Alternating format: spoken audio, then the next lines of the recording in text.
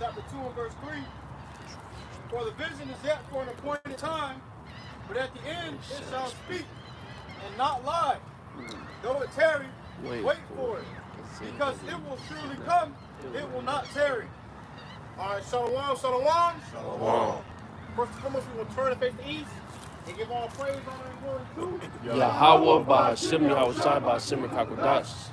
It's the true name of the Heavenly Father, the name of the Holy Begotten Son, the name of the Holy Spirit. We want to give double honor to the elders and the apostles of GREATTMILLSTONE that teach and rule well, and peace, love, and blessing for elect. We the brothers of prophets in Babylon, down here in Tampa, Florida. Coming at you once again. The Lord allowed us another week to come out here and prophesy in His name, in His Father's name. Okay, to speak unto you so-called Negroes, Latinos, Native Americans. Okay, which are the biblically Hebrew Israelites, man. The Heavenly Father's chosen people. We'll be coming to you in these latter days, saying lead to repent. Okay, before the land which we stand upon, America, Babylon the Great, is utterly destroyed by thermonuclear fire, man. All right? And the brother can bring it back. Book of Habakkuk, chapter 2, verse 3, in the NLT. It says, the vision is for a future time. It describes the end. The vision is for a future time. It describes the end. All right? So, Habakkuk, our forefather, was a prophet, and he received the vision for the end time, man. Okay, and us today, we are living in the time that he's seen. Okay, and like unto many other prophets, we are living in the latter times, man. Which a lot of prophecies are going to happen in this latter time, man. Okay? We're going to start with chapter verse 1. Book of Habakkuk, chapter 2 and verse 1 in the NLT. I will climb up to my watchtower and stand at my guard post. There I will wait to see what the Lord says and how He will answer my complaint. That's right. So, us, who the Lord has set up in these latter days, Lord willing we be the men, Lord willing we be the prophets, we are on the watchtower, man. All right? And when you're on the watchtower, you're watching for the evils to come and to warn your people. All right? So, hey, Yahawah Shai, hey, has likened us unto those men that's on that watchtower, bro. That's what the Lord said, sound an alarm, my holy mountain, okay? Because we're sounding an alarm is a warning. A warning you of the things to come. A warning you the future events. A warning you that America might be destroyed, man. Amen?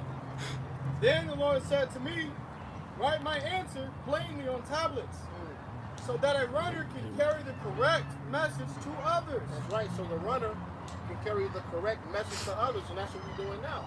We're bringing you the correct message to others. The vision was written, okay, and for an appointed time.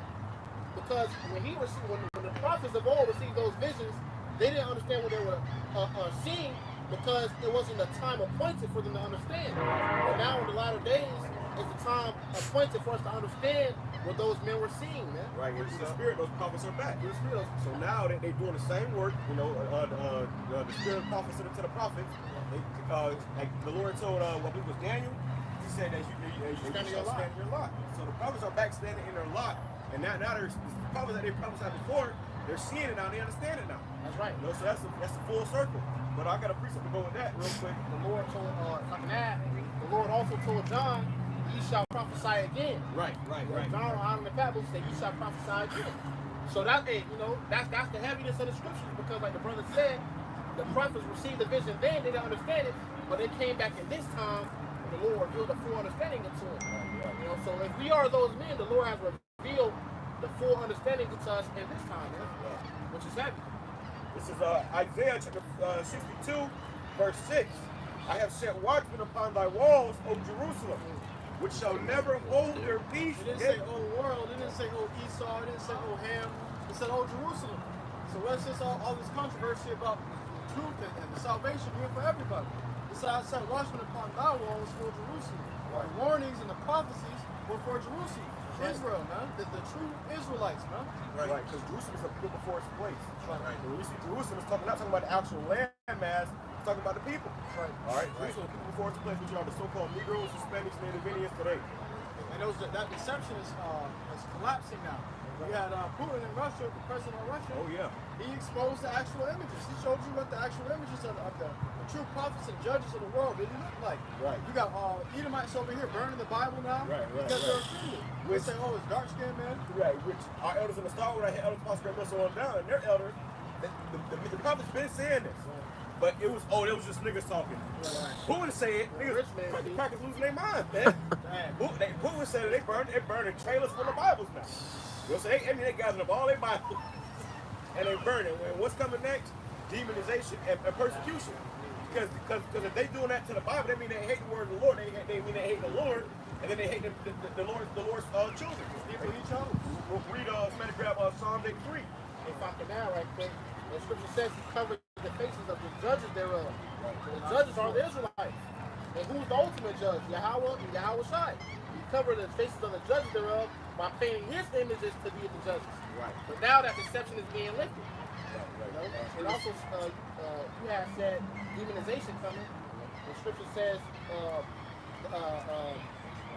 he went to make war with the remnant of her seed. Right. So he really won't, the brothers is doing this, the ones who's awakened to this knowledge, he wants you.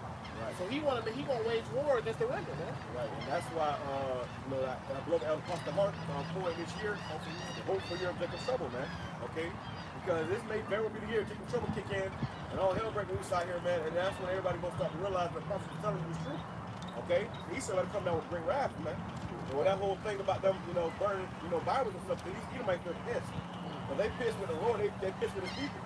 So they're gonna start, showing out, wilding out, damn hate crimes going on. Right. You niggas that's in trying to, save Esau, he ain't he ain't the spirit trying to save you. Right. He gonna come down with great wrath trying to destroy all black and Hispanic individuals. All right. If I may add, you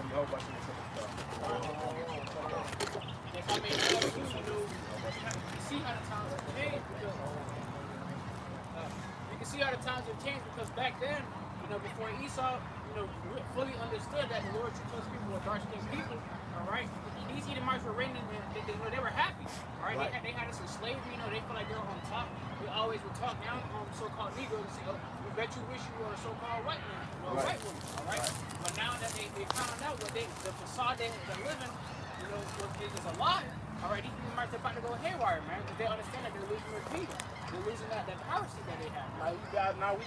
We bet you wish you was an Israelite, because one thing about the tables, man, they always gonna turn, bro. Right. And there was a time, place for everything. There was a time and place where we were ridiculed and we were at the bottom, but now it's gonna come a time where we're gonna be at the top, man. Like I did a lesson this week. Your boy Killmonger said, he said the world's gonna start over, and this time we're on top. Right. And everybody, everybody gonna have to accept that reality. Right. All right, of the ones that you've been treating like shit, the people that you've been treating like absolute garbage are the apple of the Most High's eye, man. That's scary. That's a scary thing. That's a nightmare. Which one? Imagine that, the creator of the universe. You're gonna probably, you're coming back. Okay, but now you realize that you were mistreating his people. Now you know he's coming back to kill your ass, man. You for the punished. Right. Hey, and that's why it matters. You might say, what does it matter? It never mattered. Well, first of all, it mattered because that was used for white supremacy. Yeah. But second of all, if the Lord came to save his people, he only come to save his people. It mattered when he was a so-called white man because y'all knew that he was coming for y'all. Yeah. Now that we look like the Lord like us. That means the Lord's coming to save his people. Right. Hey, that's an ignorant ass question. Well, also too, he's coming to the freedom out of captivity to put somebody else in captivity.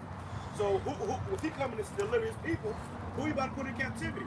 The ones who've been oppressing his people. Right. That's so when you start connecting the dots and the lines, it all come together. But if Esau was to connect them dots, they gonna spaz out, bro. Well, that's an ignorant ass question because first of all, you want to really understand why it matters, just look who's over there in that land. Right. That cracks the whole deception on the whole world, man. Israel's ruling the world. But why aren't the people that look like the Lord over there? Right. Why are they over here? That's why it matters. Well, yeah, that was the big thing too, because you got Russia that's really at war with, America and Israel. So with him bringing that information out, that was a chess move because that's him saying in a nonchalant way, the people in Israel are not the true people. Yeah. So what that means is they fighting over that land and committing genocide for that land. That's all unwarranted because you're not even the people of that land. So that's gonna make the whole world turn against Israel and America. Just by showing you the true color of the Lord. Look how many messages. By the way, these other nations, they already know who we are. Yeah. It was we that didn't know who we was because it was taken from us, beaten out of us in slavery, they already know who he was, but America was on top. So now this is an opportunity for them to bring America down, and they all gonna jump on America. Right. All right. He that bendeth the bow, they gonna point it at America, man. But and guess what? Everybody's waking up. Jake is waking up. The average Jake know they're an Israelite now. Right. They may not necessarily, be fully immersed in the truth, but they know who they are. They know what the Lord is like. Right. What the gospel scripture says, this gospel is preaching to the whole world, and this shall the end come. So the more this gospel goes out, the closer we are to the end of this world. And shit, the president of Russia pushing that image out, that's the Lord giving it giving this truth the extra push, man. Right. That's the Lord giving this truth a little extra push. And now they're saying how Russia's saying that a nuclear annihilation is inevitable. So he itching closer and closer to that button, which is bioprophecy as well. So we in a time of great death and destruction, but also a time of great salvation, man. Seek YAHAWASHI now, and Lord willing you can be saved while he may be found, because this time is coming, the Lord's about to really dump this motherfucker, bro. Putin said, or Putin's war general said, we got something to make the concrete go. And he said, and Putin said, I am not bluffing. Okay? They're not bullshitting this, and we know that this is prophecy. So we see what's coming, we see how it's coming, and it's all going to play out, man. It's exciting for Israel can't understand if America stops supplying them the weapons, they're going to use the nukes. That goes to show you America has no other choice in the matter at this point but to participate in the war, man. America was just automatically drawn into the war. Now all these other nations, the allies, are going to be drawn into the war. The scripture says the least of them shall draw them out. So, hey, Israel, they going to draw America into, America's not going to have a choice. Okay, because YAHAWASHI is going to make America engage, man. Hey, man, scripture says the king's heart is in the hand of the Lord. Just like Pharaoh. Pharaoh came to the conclusion, like, look, man, fucking, hey, Lord, you got him, you got Israel. The Lord said, no, I want you to pursue them. And he pursued them. So America probably like, man, we don't want war, but the Lord said, nah, you're going to go to war. I'm going to make you go to war. Hey, man, you got to think about it, man. As us being in the era of truth, a lot of these lies are being exposed and sought out, man. Through the internet, through TikTok, Instagram, all these different social medias. All right, and these people are gonna cause an uproar because they see the government has been lying to them this whole time. So the first couple of times, like, damn, they lied to us and shit. People already know that, America just built up on lies.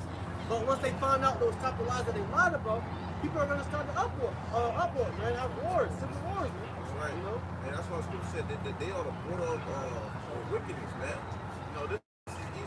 This is Esau, this another way of how you identify that he's the wicked, man. That's ruling the earth, that's causing all this. Hey, this is Esau, So he's been identified and he's trying to run from it. He can't escape. All right, his judgment, man. Like the brother mentioned earlier, he said, who's gonna go in captivity or that put the Lord's apple his eye in captivity? Esau, man. All right, that's what it says. That leader in captivity shall go into captivity, man. Right. Now it's time for you to pay the damn job, man.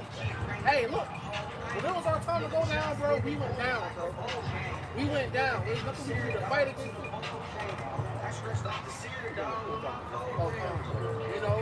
Hey, so when it was our time to go down and to go into captivity, we couldn't fight against that, man. And now you see, the Lord is putting those curses upon our enemies, and you can't fight it, man. You can't fight the will of YAHAWASHI outside. Hey, you have to listen to his will. Hey, America has a time, just like ancient Egypt had its time. Right. Like ancient Rome had its time. Yeah. Like the ancient Babylonian Empire had its time. Those empires had a beginning and an end. Had a beginning and an end. And the end of those empires were always made manifest. And we're coming to the beginning of our rulership, and there's not going to be an end, man. Right. That's why the scripture said Jacob is the beginning thereof. So hey, right now we living in the most we living in the most exciting time in history, bro. Right. We living in the transition of power. We literally seeing the power go from him to us, man. That's right. So now is the time where we really gotta be faithful. Right. And lock in, man. Lock in, yeah, that's what I'm saying. Lock in. You're supposed to be on fire now. Now it's time to be on fire, bro. Now it's time to push this thing harder than ever. This ain't time to get weak. It's time to tighten up, not lighten up, baby. We got work to do, and let's get it done because, hey, before we push this thing out, only reason why this place is crashing like way it's crashing because the word is going out, man. We ain't out here with no guns, we ain't got no bulletproof vests, we ain't, no, we out with the Bible, bro.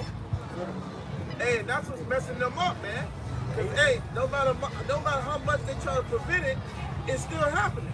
You see, through the spirit prayer of us and our son. So they struggling, and while we not, man. You see, because we know the outcome. Even though it looks like it's an L, it's a double. You know, no matter how much they try to prevent it, no matter how much they're gonna try to demonize, no matter how many times they're gonna try to take us down, hey, the prophecy gonna be fulfilled at the end of the day, man. Right. If I may add, last year, the brother was making a point about Levi taking us captives, and the scripture say we try to take them captives, as captives they were. Right. It says take. It doesn't say plead with them. No, it says take. All right. We're gonna snatch them up. We're not asking. All right. You got to understand that this power is coming to Israel, man. All right. We're not asking for it. We're taking it. We're reclaiming what's ours, man. That's right. That was right. That was Salaki. That was wrongfully robbed from us, man. Right. Hey, let me finish this up. Isaiah chapter 62, verse 6. I have set watchmen upon thy walls, O Jerusalem, which shall never hold their peace day nor night. Day nor night. So we supposed to be immersed in this truth day and night, bro. Right. Doing the work day and night, uploading videos, sharing videos. If you're not uploading, you sharing it, you know. And watching videos. Watching videos. Being fed with the word. Occupied in prophecy. That's right. The Lord said, occupy till I come. Bro, that's how you spread the gospel to the four corners of the earth. Then shall the end come. Right. It says, ye that make mention of Yahawah, keep not silence. So you're not supposed to keep, so you're supposed to be a person that's quiet, loud, spare not. Right. Lift up my voice like a trumpet. So you're supposed to be out here prophesying, man. Ye that make mention of the Lord, keep not silence. Right. You know, you making mention of the name of Yahawah BAHASHAM, you gotta keep making mention, man. If you want to get out of here, you gotta keep making mention. Right. The brother said something beautiful. He said, cry loud, spare not. And in the midst of doing that, we don't care about how you feel. All right, we ain't coming to tell you something like these damn Christian pastors be telling you, man, something smoothly to you. No, we telling you the harsh truth, man. Right. All right, through the spirit prayer about some outside. Okay, it's the truth. And in the truth, people don't like that, man. Right. All right, they want you to tell them something that makes them feel good. Well, guess what? This is not to make you feel good. This is for you to see the truth so you don't feel good. This place pushes the feel good, feel comfortable. All right, do as thou will. Everybody get a trophy spirit. Yeah, you know. Everybody can be saved spirit. No, bro. Salvation only for Israel because when it was time for slavery, it was only for us, right? Right. What that sign at? Everybody on that motherfucking sign. If you want on that sign with us, you ain't gonna be in the kingdom of heaven with us unless you gonna be enslaved. Right. Okay? Because this was the prime of Esau's kingdom. Okay, that's why they said make America great again. When they had free labor, they had a free women to pop at all times. They had slaves. You had servants. Well, that's what it means to be blessed, is to have servants. So in our kingdom, we're gonna be blessed and we're gonna have servants. Right. And in that time, when you said they could make America great again, guess what? They was getting away with all kinds of shit, man. Oh yeah. They could do as what they want with us, man. They had their way with us. Yeah, they had their way with us. Beautiful. So this is what they want. This is what they want back. They want to have their way with us. But guess what? They ain't gonna get it, man. Right. Now it's our turn. That's right. But We're gonna have our way in righteousness. Right. It says, and give him no rest till he establish until he make Jerusalem a praise in the earth. Damn, so give the Lord no rest. Keep praying, man. Keep preaching His word. All right, don't stop. Don't think, hey, don't take ain't no taking breaks, man. Can't give the Lord's ears no rest because the more we preach this gospel, okay, He hears us, man. Okay, his ears are made heavy with our prayers. Okay, with this preaching, with the preaching of the gospel, preaching the word, calling upon His name. Whenever you call upon the name of the Lord, whenever we open up camp and we call upon the name of the Lord, we are summoning the Lord and His angels, man. You know, and this is cracking Babylon's kingdom. This is cracking His rulership. That means the Lord is listening every time. What? Every time we open the camp, we begin the prayer. Then we close out, we end the prayer, man. Hey, brothers everywhere all around the world are praying, constantly, cracking this place down. This place coming to an end, man. Hey, if I may add, every time they say blow a trumpet, it reminds me of a movie, and it was a movie that, you know, it was like a kid movie, but it has since I've seen through the spirit. It was a movie called Harry Hill Who, and in the movie towards the end, the people had to scream out. The people had to yell through a little horn just to burst through the clouds so that the other elephant that they had to hear could hear it. And when they was screaming out loud enough, it was able to hear it, and he was able to help them. And I always see it through the spirit because that's what we do. You see, as we blow the trumpet, as we keep coming out, as we cry loud to YAHAWASHI, the Lord hears that, man. Right. You see? And that's a part of us sighing and crying too. But we were going to tell the other day about the prayer pierced the cloud. Yeah. Somebody grab that real quick. I'll think about that too. That's spirit. That's what I was thinking about too in that movie. But go ahead and bring it up. Habakkuk 2 and 2 NLT. Then the Lord said to me, write my answer plainly on tablets so that a runner can carry the correct message to others. So even back then, they knew it's going to come people into the world, false prophets in the world trying to pervert the knowledge, pervert the gospel and the truth, man. Right. You know, that's why it said write it plainly on tables so the true message can be delivered. Right, and it ain't complicated. We'll talk about the simplicity of Yahawashi. This thing ain't going to be, space 9 deep. This ain't the thing of us trying to make ourselves seem like we know so much. No, this thing is simple, man. Right, yeah. This is plain. The Lord made it plain for us to understand what's going on in teach the word so other people can understand. And whoever's meant to get it, go and get it. That's right. As he made the penny to the holy, saw this stumbling blocks to the wicked. So, hey, like me and brother, you was going to how the mysterion and the Greek word for mystery, it says only confided to the initiated and not to ordinary mortals. So the Lord revealed this, though it seemed plainer to us, this is a mystery, man. That's why Apostle Paul said, behold, I show you a mystery. This knowledge, man, it's a heavy thing the Lord gives us, man. We can't be thankful enough, man. Right. When we show our appreciation by coming out into the highways and doing our videos and presenting our bodies as a living sacrifice, man. We gave us everything to do this work, man. Right. Our lives, our freedom, the freedom of our families, everything is on the line. It says, the vision is for a future time. This vision is for a future time. It describes the end, and it will be fulfilled. It describes the end, and it will be fulfilled, Right. man. Those nukes are coming, bro. Regardless if you believe, you don't believe, they are coming. It will be fulfilled. The scriptures will be fulfilled, man. YAHAWASHI will be done on earth as it is in heaven, man. Right. And the will of YAHAWASHI is to destroy America, man. That is the will of YAHAWASHI. And he's not going to delay. He ain't gonna stop like he delayed with Nineveh. He ain't gonna stop, man. This place has a set point time to be obliterated on the face of the earth, man. And it's just getting much worse. It's just getting worse at the end of that. At the end of the day, as we see, and this is what patience is, man. Suffering, long suffering. Because guess what? As we hope, to the very last end, all right, that, we go when our brothers out, we get the hell up out of here, that we build our elect. As we hope to the very last end, at the end of the day, these things are gonna speed up. These things are gonna happen. You see? And that hope that we have through the Spirit praying by Shema that's just going to keep us sustained, man. What does it say? Scripture says, Isaiah 33:6, wisdom and knowledge shall be the stability, the strength of salvation, the fear of the Lord is his treasure. All right, this wisdom is going to keep us stable, man. Because guess what? You're going to have it where things are going to pop off, man. All right, stuff according to prophet, it's going to happen, man. You see? Because it's scripture tell you it's going to happen. And if I may add, that's why the Lord told us to look up for our salvation draweth nigh. Right. All right, and the Lord did speed up the time. Hey, our salvation is nearer than when we believe. Before brothers got this truth, brothers thought they were about to live a long life here, man. All right, brothers thought they were about to have families. Hey, we're gonna live till we get old and pass away.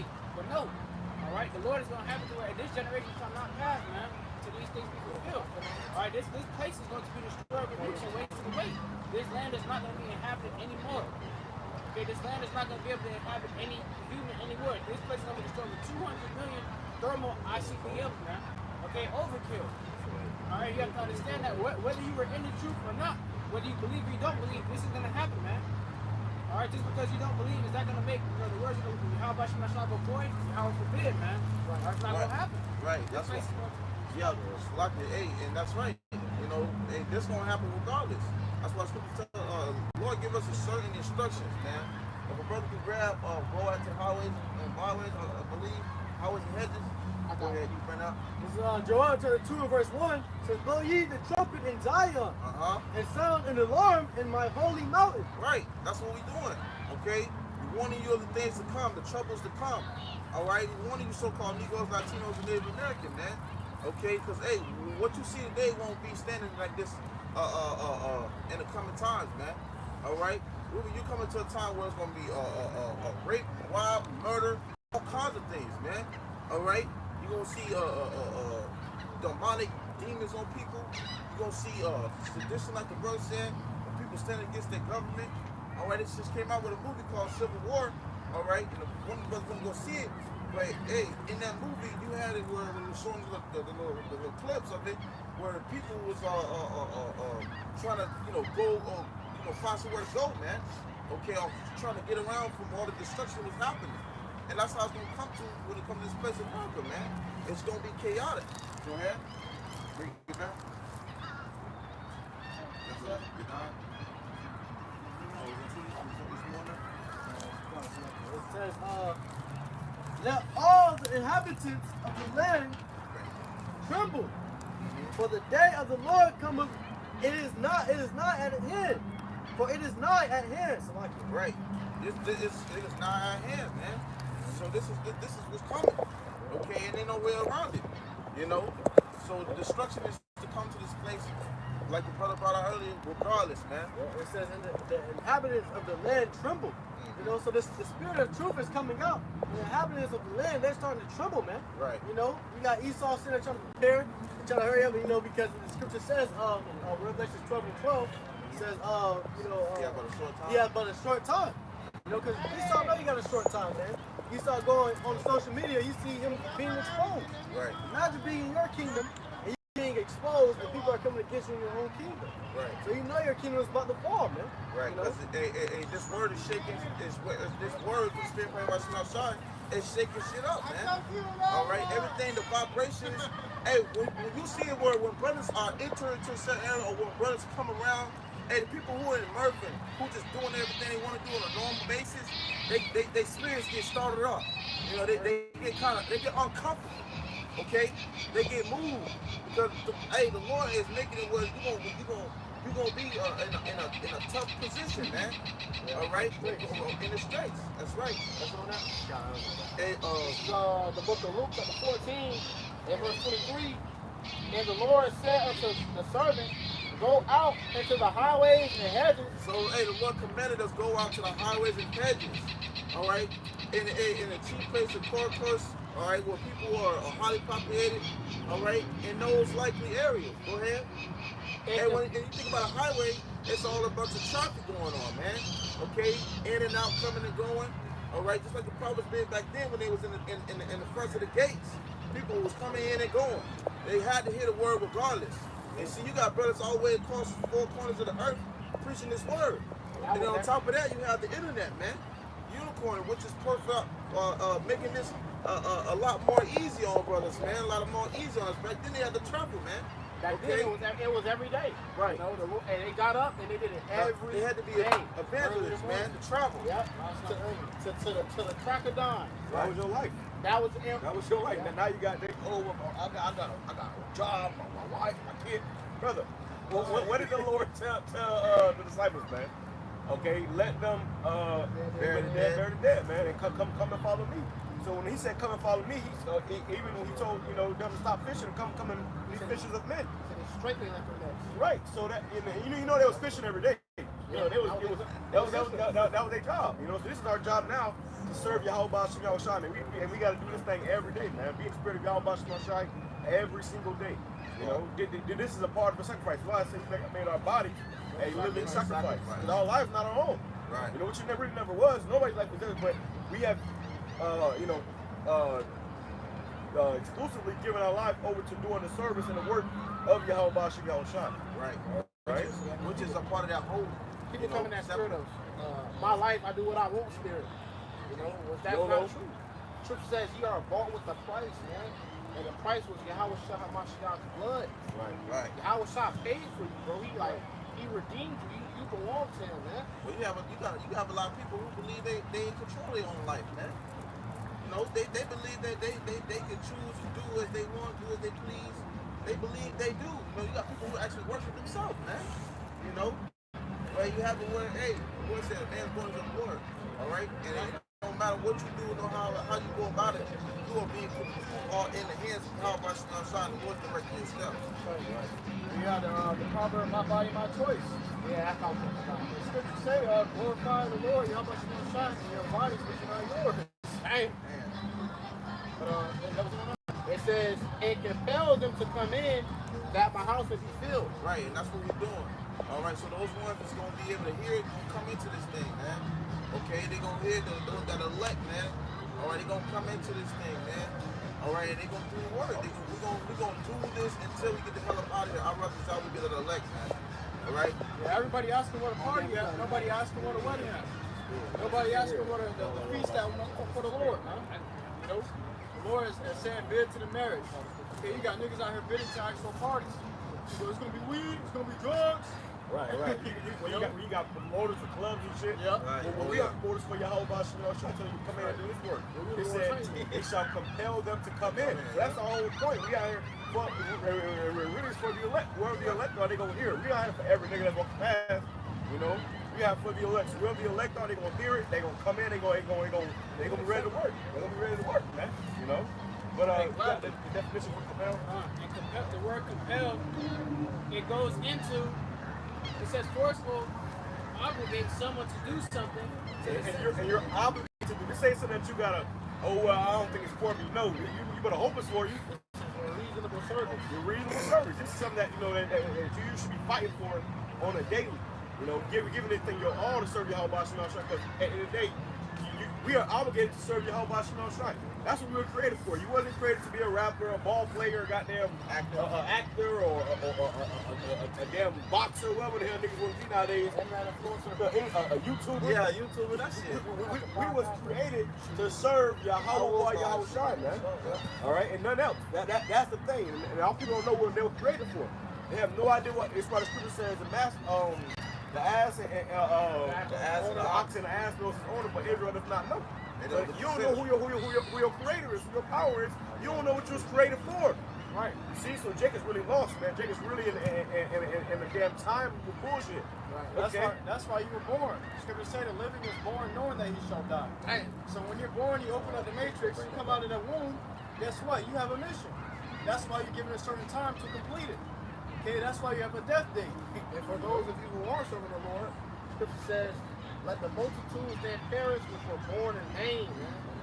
You know, so if you're not serving YAHAWASHI, you were born in vain, man. Your life is vanity.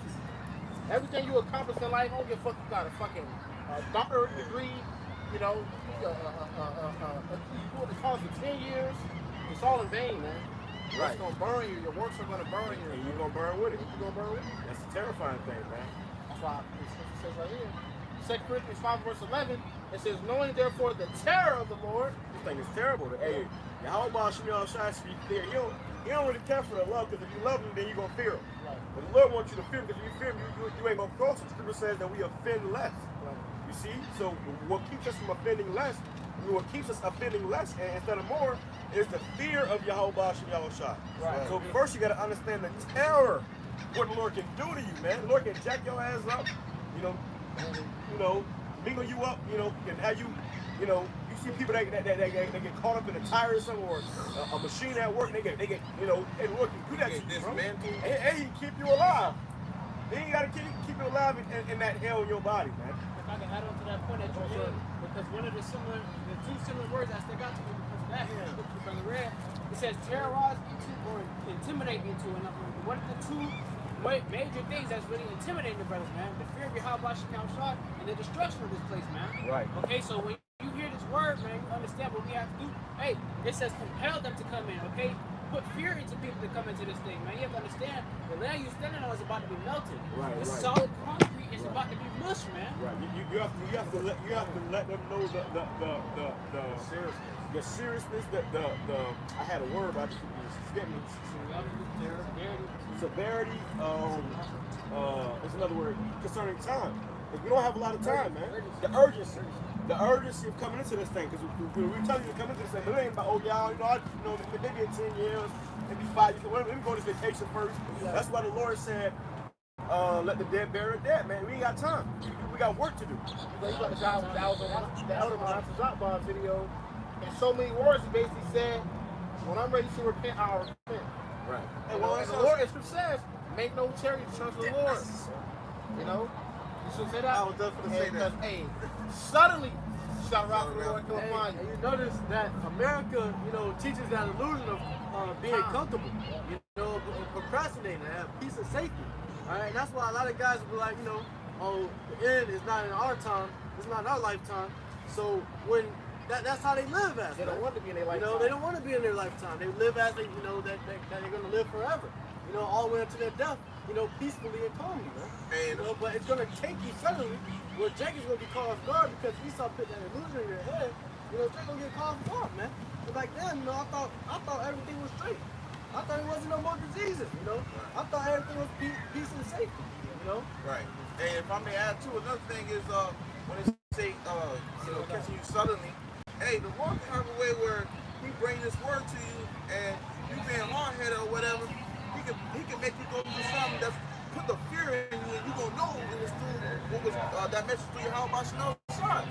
You got a lot of us came into this thing, man, through the terror of the Lord, because it was either brought to your attention, or you heard it, or you seen it, or something. God, you got a new one on, but you know, you was even in that predicament where, and the Lord, you knew, and it was like it come to your mind, to the terror of the Lord, that you felt that suddenly. Because, hey, it says to not make a turn to YAHAWASHI outside. The Lord has a set for you to be somewhere. He wants you to be there. See? But you got some people who just, you know, ignorant or who don't care or who don't want to hear it. They're going by their way, man. But it just shows you can't resist the will of YAHAWASHI outside, man. That's why I say a part of that is compelled. See? Compel them to come in, because at the end of the day, what we're doing is giving you the message. If you don't get it, the Lord gonna make a way for you or to get it. Rather it be your ass being judged, or rather you being here doing this work. Right. Got something else right here. I'll bring it back. Like you said, the dictionary word for compel is force or obligate someone to do something. A sense of duty compelled. So it's a lot. It says it's a duty compelled. It says literary drive force. This is the whole duty of man. That's why I said you probably got that. Okay, hold on to it. Go ahead. It says literary. It says to drive forcibly. Heaven's high will compel from shore to shore. So you're supposed to compel somebody to do this. Like, you know, I talked to the brother earlier today. They say you're supposed to provoke one another to good works. Right. Yeah. So, you know, hey, now if you're not on fire next to you, you're supposed to be on that, brother. Hey, brother, get on fire. Get on fire. Because that fire, because the thing about fire is, when you see like wood and the fire dims down, you gotta throw that motherfucker on the piece of wood that is on fire to reignite that fire. Right. You know? Or else you gotta feed the fire. You gotta feed the fire. If you ain't feeding the fire, eventually the fire's gonna go out. Right. You know? And that's why guys are falling out, because you know, you're not feeding that fire. When you come in, you gotta be on fire. And with that, you ever see a fire? They have like a little thing where they shoot air into the fire to feed the fire. So if you don't feed that fire, eventually, you know, that fire gonna go out. You know, like Charizard's tail. And what happened then? Yeah. Charizard's dead. Charizard's dead, man. You know, so you gotta constantly feed that fire. If you don't feed that fire, eventually you're gonna be on fire. Right. That's why we're gonna be on fire. Many men to come in truth and fear, man. And Esau knows the scriptures. He's wise too. You know, it said they were wiser than Daniel. He compared you to put a mask on. He compelled you to put a mask on for fear, man. Fear. You know, it's a 6 foot distance. Take that, yeah. Because fear is the most powerful tactic to persuade someone. Right. You don't persuade someone through love and kindness and giving. Persuade someone, that's what they call interrogation. You interrogate someone, you deceive someone through love. Fear, yeah, you can deceive, you know, but through fear, that's a different thing. Like, you tell someone like, hey, bro, and it's how you deliver the message, too. Right. We ain't out here, that's what the Lord said, lift up my voice like a trumpet. We ain't out here fucking speaking, you know, like the goddamn, come here. Now we like, listen, nigga, if you don't get right, the Lord gonna fucking destroy you, bro. Hey, and that's why he said, when we rude in speech, not in knowledge. We're not here to pander to enjoy emotions. We're gonna tell you like it is, cold, flat. If you was walking into the road and the car's coming, hey, car's coming, get the road. You know, it ain't no, hey, the car's coming, get out the road. Before you even get done, nigga already hit, man. Right. People don't understand what we say when we say nigga already hit. You gotta speak rough. You gotta be rough. You can't be, especially dealing with our people. Right. Scripture says Israel is a stiff-necked nation, bro. Right. So when Jake, you can't talk to Jake. sometimes you gotta say, hey, nigga, you need to get right before the Lord destroy you, man. You gotta cuss Jake out. If you talk to Jake, Jake ain't trying to hear that soft shit, bro. You gotta talk to Jake rough. Like, hey, Even if you talk to Jake rough, Jake's still trying to hear Jake it. ain't trying to hear it. So, But the point is, it's the sense of urgency, the sense how you coming with the message. Right. Which is gonna get the message delivered. Like you said, you know, like you said somebody truck coming road, like, hey man, truck coming. When he said, hey, a truck coming. That's gonna make everybody stop. That's gonna make everybody trying to pay attention. You know? They gonna be thinking my about to get hit by a truck. Right. I'm gonna be way across way across the other side of the tower. My boy about to get hit. They'll make everybody stop, and that's the whole point. You know, this thing is something that you can just walk past. You supposed to, you know, this thing's supposed to pierce your spirit, because when this day right here comes, man, everybody will be thinking about when they see the prophets. Right. That's what those brothers talking about. Oh, I saw her. They gonna remember seeing this sign, man. Imagine seeing nukes in the air, and the first thing you think about is this sign. Wow. When you pass by the prophets that day. So that's why we out here, because the Lord wanted to make sure that everybody knows, everybody here. If there was gonna be no denying it, man. Yeah. And when Yahawashai was on the scene, Yahawashai taught on the seashore, and everybody still heard him, man. Right. And you know how loud those waves hit, man. So Yahawashai taught when he taught, and he spoke with emphasis. Right. You know, he was an all-star man. You know, when the Lord spoke, he said it, bro. Right, and the Lord had a very deep voice. Very deep voice. In many ways. The sound of many waters. So the Lord had a very deep and projecting voice. So we supposed to be, man. Because this ain't for your comfort. This is really going to make you uncomfortable. So you act and move towards the Lord. Right. Yeah. You got to teach like a man. You gonna be a man, teach like a man. That's why Esau is making all of our men effeminate, man. You know, he don't want men because men are leaders. You know, but that's why the scriptures say, the fear of the Lord is his treasure. The scripture says, gird up thy loins like a man. So, because I would demand of thee and answer thou me. So we gotta be men in this thing. Right. We talk about this thing now where, you know, you can't say something, or you may make certain people. I feel unsafe. Who got a cord? I feel unsafe. I feel unsafe when you talk like that. Come on, this going in? Yeah, I got it. So I feel unsafe when you talk like that. You know, it makes me uncomfortable. Let me go to the car, get mine too, because they both on 10. Yeah. Sure. The water. Hold on, let me try this out real quick. Hey, and you know, another thing too is like, when you think about it, when you're in the household, you got both of your parents in the household. All right, yeah, we And when good. you was a kid, your mom, she spoke Vic, go soft get that. and Yeah, you can go. all this, The water. You know, it was all delicate in a way. You didn't listen. Your dad couldn't, hey, get your ass up, what? Right. You got up, you moved. You was in terror. You was scared. You knew. Your daddy looking all you serious. And that's why it's important to have a father in the house. Because you see that with little kids, which we are the Lord's children. So, you know, when your mama say something, she gonna cuddle you and, hey, baby, can you? Hey, get your ass. You see kids jump up. My son did that shit last night. I said something. I was talking to my woman, and he started shaking his shit. I was like, what? But that's the importance of having that masculine spirit, and that's why Esau, like you said, he wants to get rid of that masculine spirit, man. It's a balance. And it's a tone in your voice that shows somebody who you really are, man. You know, you tell somebody, hey, I'm gonna beat your ass. He's gonna look at your ass like you a fucking joke, man. Alright? You tell him, hey, I'm fucking play before I beat your ass. You know what I'm saying? Yeah. And that's gonna alert him that you not playing, man. And that's what make Esau to this day when he's scared when he see a bunch of Jake. Because he knows Jake gonna be playing, man. You know? But you think about it on man, it slipped my mind. It was a scenario I was gonna give, but at the point that's what it is, you know. When it comes to speaking, when we speak, we have a set of different tones. Okay?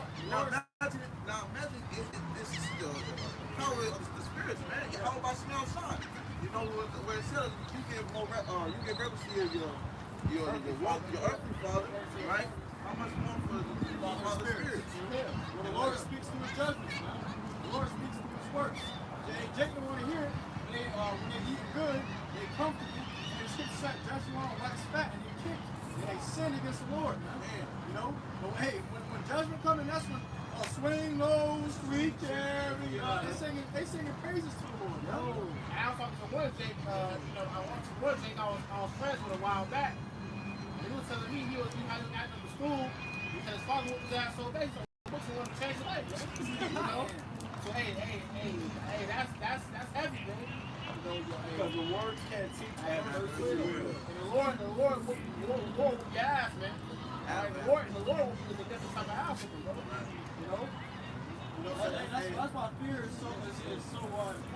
Fear of the Lord is so important. That's why it says fear of the Lord is his treasure, because you looking for love. He's coming, Jake's coming, and he's looking. Where's the love and fear? The love comes after the fear. Because when you fear, you're gonna do what the Lord tells you. Exactly. And when you do what He tells you, you're gonna understand why He told you to do it. That's love. And that's when you're gonna become to love the Lord. Love. That's why I even say open rebuke is better than secret love. Because that rebuke, they stop you from, hey, that's like a brother gave an example, get your ass out the road. In the form of that, giving an example, you were being told something. You know, if you don't react in that way, or you don't do in that and do something in that time frame, guess what? You're gonna get hurt, man. Hey, you got that show Scared Straight, where we just love you, my kids, you beat their parents' ass and shit. I don't know why he does this. Oh yeah. It was in one episode when it was a Jake. He was talking to his parents and on the phone and shit. And then, the parents was like, he was cussing the parents out, and Jake got behind him. He said, he whispered in the motherfucker, and the motherfucker said, he ain't never heard him say in his life, bro. And that's why when the Lord get back in power, when the Lord put his man back in power, and he come back in his kingdom, it ain't gonna be no fucking bullshit, bro. You grow with a Jake father, bro. Jake don't play. Jake will put it to your ass, man. And that's the spirit the Lord will put back over the whole earth, man. Hey, you got these Indians, man. These Indians, they out here too. These Indians, bro, they have an infatuation with cow shit. They worship cow shit. In our kingdom, bro, we have that shit, bro. Ain't gonna be nobody else. It was a video of an Indian guy putting his head in somebody's ass, man. That's what these heathens do. So we gonna set this world back in order. You got a badass spirit, they go stupid. So what the fuck you doing? You gotta slap their ass. Hey, that's what they gonna, and they might not understand that first. But violence, hey, everybody understands violence, man. Everybody, when violence comes, that's what people. Stewie said that. It's a universal language. Stewie said that. Stewie, he had a gun. He said this is a universal language. Everybody don't know what the fuck that means. Even the animals understand. Right. Yeah, when it was in the sea. Go ahead, finish that. It says Habakkuk 2 and 3. This vision is for a future time. It describes the end, and it will be fulfilled. And it will be fulfilled. So the prophets were seeing, they were having visions, which we know as prophecies now because they wrote it down. You see, and they said, and it's going to be fulfilled. So what we bring out in this Bible, this is going to happen. There is no ifs, ands, or buts, or maybe, kind of, no. It's going to happen at an appointed time. And when it does happen, then you're going to know that you will have a prophet among you. Then you're going to know that them brothers at the park that you was passing by when you were having a barbecue and baby shower, hey, those are in the Lord. Because the Lord got us out for a reason. We don't have for our health. Right. Well, technically, yeah, too, but we had to teach you people and tell you what it is. Because, see, when the Lord comes, everybody will say they ain't know, bro. Before you knew, the Lord whipped that iniquity, but now the Lord like, I see my prophets out there. So there's no excuse. All right, go ahead. Finish up. You need wisdom, knowledge, and understanding to get up out of here, man. You know what these holy scriptures. And hey, the average. Hey, y'all good? What do you think? And the average Jake, man, they don't. All they got is knowledge, and they barely got that. They destroyed for a lack of knowledge. Okay. Because this vision is for a future time. It describes the end, and it will be fulfilled. And it will be fulfilled. More than that? If it seems slow in coming, wait patiently, for it will surely take place. It will not be delayed. Not gonna be delayed, man. So it's going to it's going to seem to take a while. It's not gonna be delayed, man. The Lord is about to really show this whole world what He's about. So as the prophets have saw, and when they telling you, the Lord's gonna make the Lord say, I will make my words known unto you. You see, so what people don't understand now, it's gonna be made known unto the whole world, man. The whole world will come into this understanding as we see it. So it says, how it goes through that they shall understand it through death by pain. They shall know it after death by pain. So as we don't know these scriptures, people gonna come to the understanding after death by pain. You see, so this also we gotta catch hell now. We gotta go through it, the chastening of the Lord. But these people gonna be chastened too, just in this day. After death is by pain, that's what they're gonna understand. That's like it unto the Lord's Passover, as you like to say, man. All right. Okay, go ahead, brother. I was saying, Hebrews 12 and 6, for whom the Lord loveth, chastity, and scourge it every son whom he received. Hey, whom the Lord loves, he chastens, man. All right, that's like I was saying, it's like unto the Lord, you know, like your parents give you a whooping, man. The Lord gonna chasten you, man. Since you get that furnace of adversity. All right, you're gonna go through things, man. They said whom the Lord loves, man. Okay, so if you ain't going through nothing, man, the Lord really don't love you, man. Right. Because the Lord, the one thing he loves, man, the Lord, he's putting them through some shit, man. Okay? Right. Because we already got to go through the fire now. We're going through the fire now. We have to go through it later. So that's why you catch it now. That's why you got people in the world. They just living it up. They say they doing good and shit. Us, we catching hell, bro. We it's constant hell. So that's the Lord refining us. That's a part of the refining process. That's why you don't get that big break or something, because the Lord's put you through the refining process so you can be made pure for Him when He comes back. That's the whole point. Because whoever's not pure for Him when He comes back, you're gonna have to go through that fire. When you think about it, when you're trying to purify gold, it has to constantly the heat has to either be cranking up to a certain degree or hotter for it to melt the impurities. You see, and see we don't like it into that gold. All right, being melted from those impurities, man. Because we like the brother said, we're being refined, man.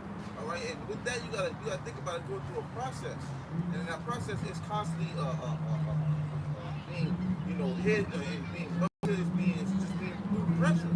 You see, applying pressure. There's afflictions, it's really teaching us that this world ain't shit and it's full of shit before we have to experience it later on. Before we will have to experience it, man. In 2/3 we'll have to experience that this world ain't shit, man. Alright? And then that's when they're gonna understand. Through these afflictions, we're understanding that now. We're starting to see, okay, this place got nothing for us. Right. Right. They're gonna understand it when they see the downfall of America, Babylon, and the destruction of this place.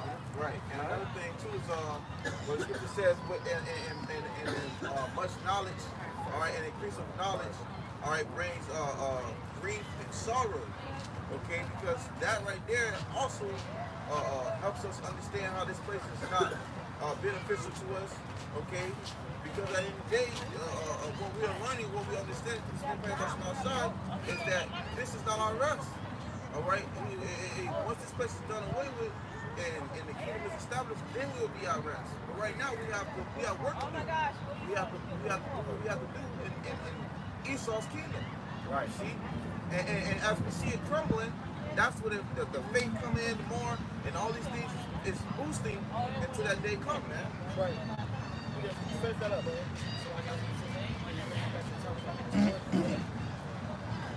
For whom the Lord loveth, he chasteneth and scourgeth every son whom he receiveth. Right, and that word scourge goes into afflict, all right, plague, torture, man. Okay, the Lord's gonna put you through something, man. Okay, when every single brother comes into this truth, every brother faces something different, man. That's all of YAHAWASHI outside. That's the Lord's scourge you, showing that He loves you, man. Okay, getting you started into this process. See, and ultimately, if I want to ask you, ultimately, all Israel is going through that scourging. Because the Lord loves Israel, so all Israel can tell. Ultimately, all Israel in the kingdom will be in the kingdom of heaven. But right now, the Lord is really dealing with the elect. So the elect is catching the most hell, man.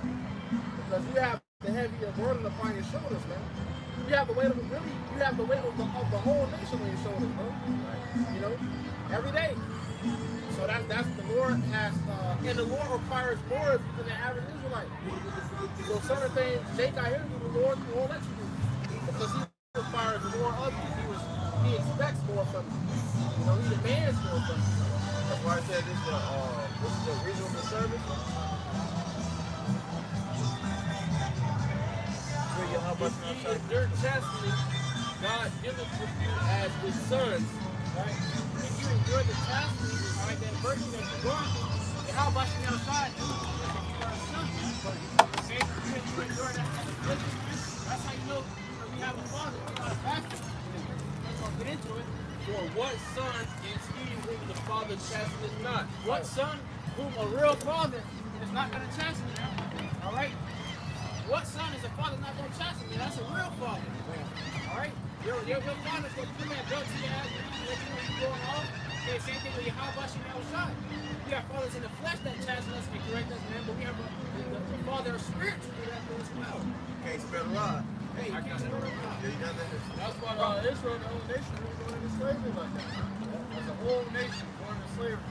It was scattered all over the earth. Because the Lord dealing with us multiple times. You know, not the whole earth part, but you know, Jake's fucking captivity after captivity, bro. Time and time again, man. Lord, because it always be for a different reason. You know, idolatry. You know, different reasons. The Lord is jacking Jake the hell up, man.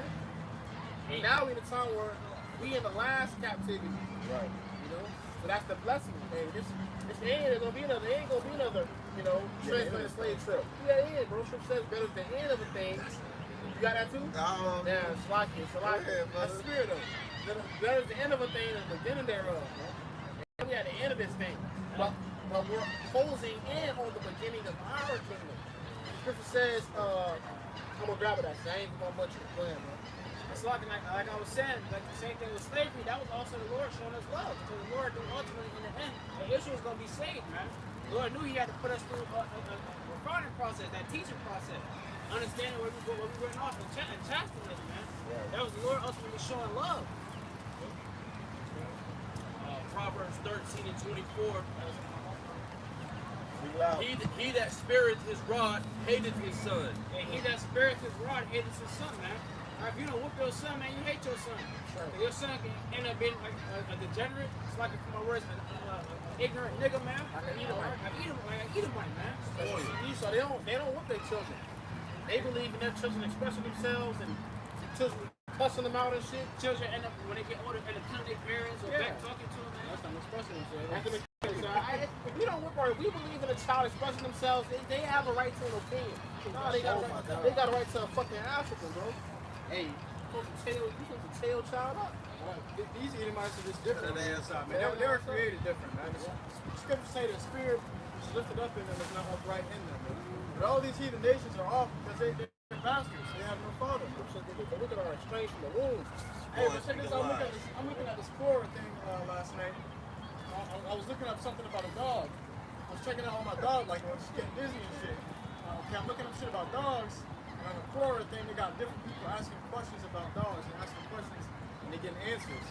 And then I'm on there looking up for questions and answers about a dog, like a dog disease or whatever. And I see this fucking Edomite asking a question about why do I feel. She said, why do I feel an intense urge to hurt and kill animals? I said, what the fuck? Because you're an Edomite. It's because you're an Edomite. You're an Scripture say they were a murderer from the beginning, man. You know, Esau has an intense urge to kill and harm everything. Not just animals. Anti-life. Yep. They're cancerous. Well, it's anything the Most High created. They're against anything that the Most High created. And that's why they got GMOs, they got all these, transhumanism. They're trying to outdo the Most High. So Esau has a God complex, and he feel like, oh, if I can kill this thing, I'll become a God. You see? And that's why they, that's what they do. That's why they want to enslave people. They want everybody to take that brain implant. They want total control. That's the spirit of an Edomite. So the Lord will come back and he wants to put them into subjection. Right. All right? But finish up. He that spareth his rod hateth his son, but he that loveth him So if the Lord didn't punish us through slavery, okay, that would have been hatred. It would have been that he didn't love us. And we thought the Lord hated us because he put us in slavery.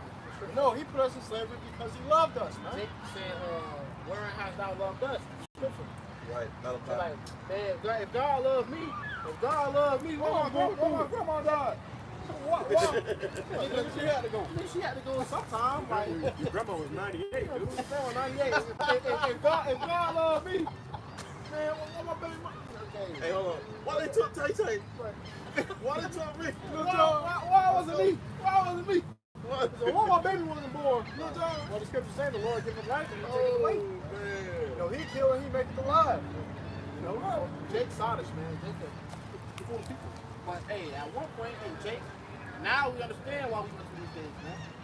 That's the ultimate blessing. It's one thing going through something, you don't know why the heck you're going through it, but it's another thing when you understand why you went through that situation. And the wisdom and understanding you gained from going through that situation, man. And that's ultimately going to be all Israel. Because we experience going through captivity. We experience being in these mortal bodies. So when the Lord perfect us, we're going to understand how to judge these bodies, man. We're going to understand how to rule and govern people that dwell in these fleshly vessels, man. Because the Lord gonna elevate us. He's gonna put us in new vessels, man. And we're gonna be righteous judges. So that's why the prophets on the scene to put you in remembrance. He said we will therefore put you in remembrance. Though you once knew these things, man. So Israel already knew how to be righteous. They knew the laws, he knew the laws. Okay, Israel, there was a point in time when the Lord was speaking to Israel from the sky, man. From the chariot, man. You know, and they said, okay, we don't want to hear his voice no more. His voice is terrifying. Moses, we're going to hear it through you. And so the Lord set up prophets. After Moses, the Lord was setting up prophets, man. You know, so the Lord can speak to his prophets. Because you know, hey, Jake expect the Lord to come down out of the chariot and talk to him at his front door. You know, that, hey, Jake didn't want to hear the Lord when he did that. Guess what? He got prophets set up doing that for you. And you still don't want to hear it, man. That's why you niggas got to be wiped clean, man. You got to imagine how far we fell from, bro.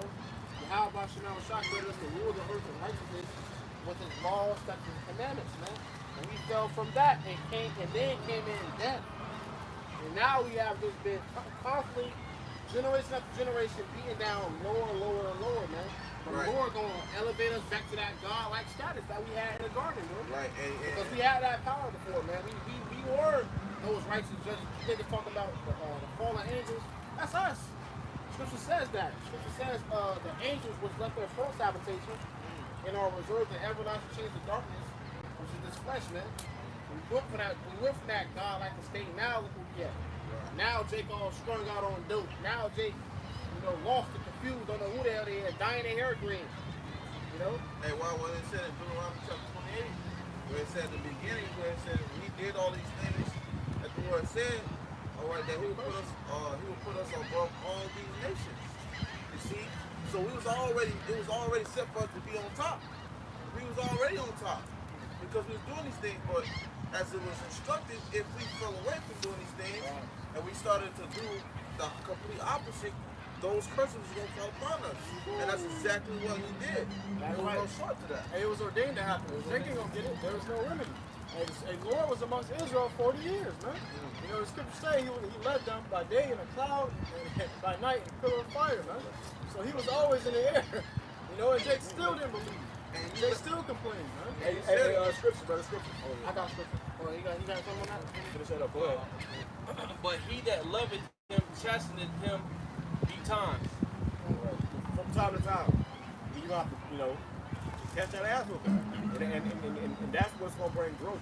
You know, so like if you never know the stove is hot until you touch that stove one day. You know, so you never know that this will get your ass whooped until you get your ass whooped. That's when you know, okay, I can't do that. You know, so that's what the Lord doing to us as a whole people. We are still, you know, in our punishment. We are at the end of our punishment. It's in our captivity. Right. I got a piece of. It's the book, the 2nd, chapter 7, verse 43. But the day of doom shall be the end of this time, and the beginning of the immortality for to come. War and corruption is past, and temperance is at an end, and fidelity is cut off, righteousness is grown, and truth is sprung up. And that's the time we're living in, man. But hey, well, the day of doom is going to be the end of this time. It's just in the beginning of the immortality for to come. So at the end of Esau's rule, man, immortality is coming for Jacob. The Lord going to raise Jacob back up, man. We about to be changed, man. You gotta think about that, brother. You gotta be changed forever. You gotta be put into land again. Right. The Lord is slowly but surely, and He's giving it back to us. He gave us His name. He said, in the land of their captivity, they shall think upon my name, man. Right. And the affliction they shall seek me early. He gave us the Hebrew again, you know. Gave us our holy days, we get to keep the Shabbats. All right. The Lord is giving us back our heritage. And when YAHAWASHI come back, He's going to completely give it back to us, man. All right? And then He's going to give us you. All right? It says, then shall no man be able to save him that is destroyed, nor to oppress him. You ain't going to be able to save Esau. Is Esau going to be saved? Is Esau going to get the kingdom? No, man. Once the Lord destroys this nigga, it's over. He ain't going to be able to go back and pick him up off the ground no more, man. And just like, no, you might could save us when we was going through our captivity, man. Oh yeah, man, you know you might be able to save you, man. Hey, they all had that demonic spirit, man. Put that, and the Lord put that spirit on them to put us through that hell, man. They're gonna put a spirit on us to put Esau through hell. And the Lord said the same way. But you can say the same spirit that they had, but Esau was so big, Spirit happy to put us in chains, man, we're gonna have that for our job. That's why the scripture says, "Happy shall he be." That's the little ones. That's the stones. So you got Esau doing that to us, and we was like, how the fuck can you do that? The Lord will put that spirit on us. He gonna put that spirit on us to really jack you mice up, bro. That's gonna be YAHAWASHI, YAHAWASHI. And it also says, it says they shall do in Edom according to mine anger. Right. So the Lord gonna put his anger. The anger of the Lord is actually gonna be in us, bro. It ain't gonna be a thing of nah, man. I want to be nah. The Lord said do it, bro. Well, that's why you got niggas now that I'm only gonna have one word for the kingdom, because you ain't got a rulership mentality. When the Lord put that righteous mind back in you, you gonna know the importance of having more than one wife. Because we have to push forth our seed. The Lord said, "Be fruitful and right." This is about the nation. The Lord said, "Be fruitful and multiply."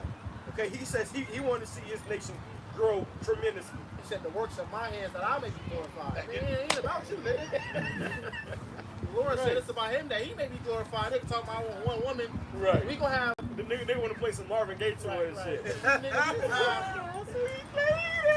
Or that's that in the movie Coming to America.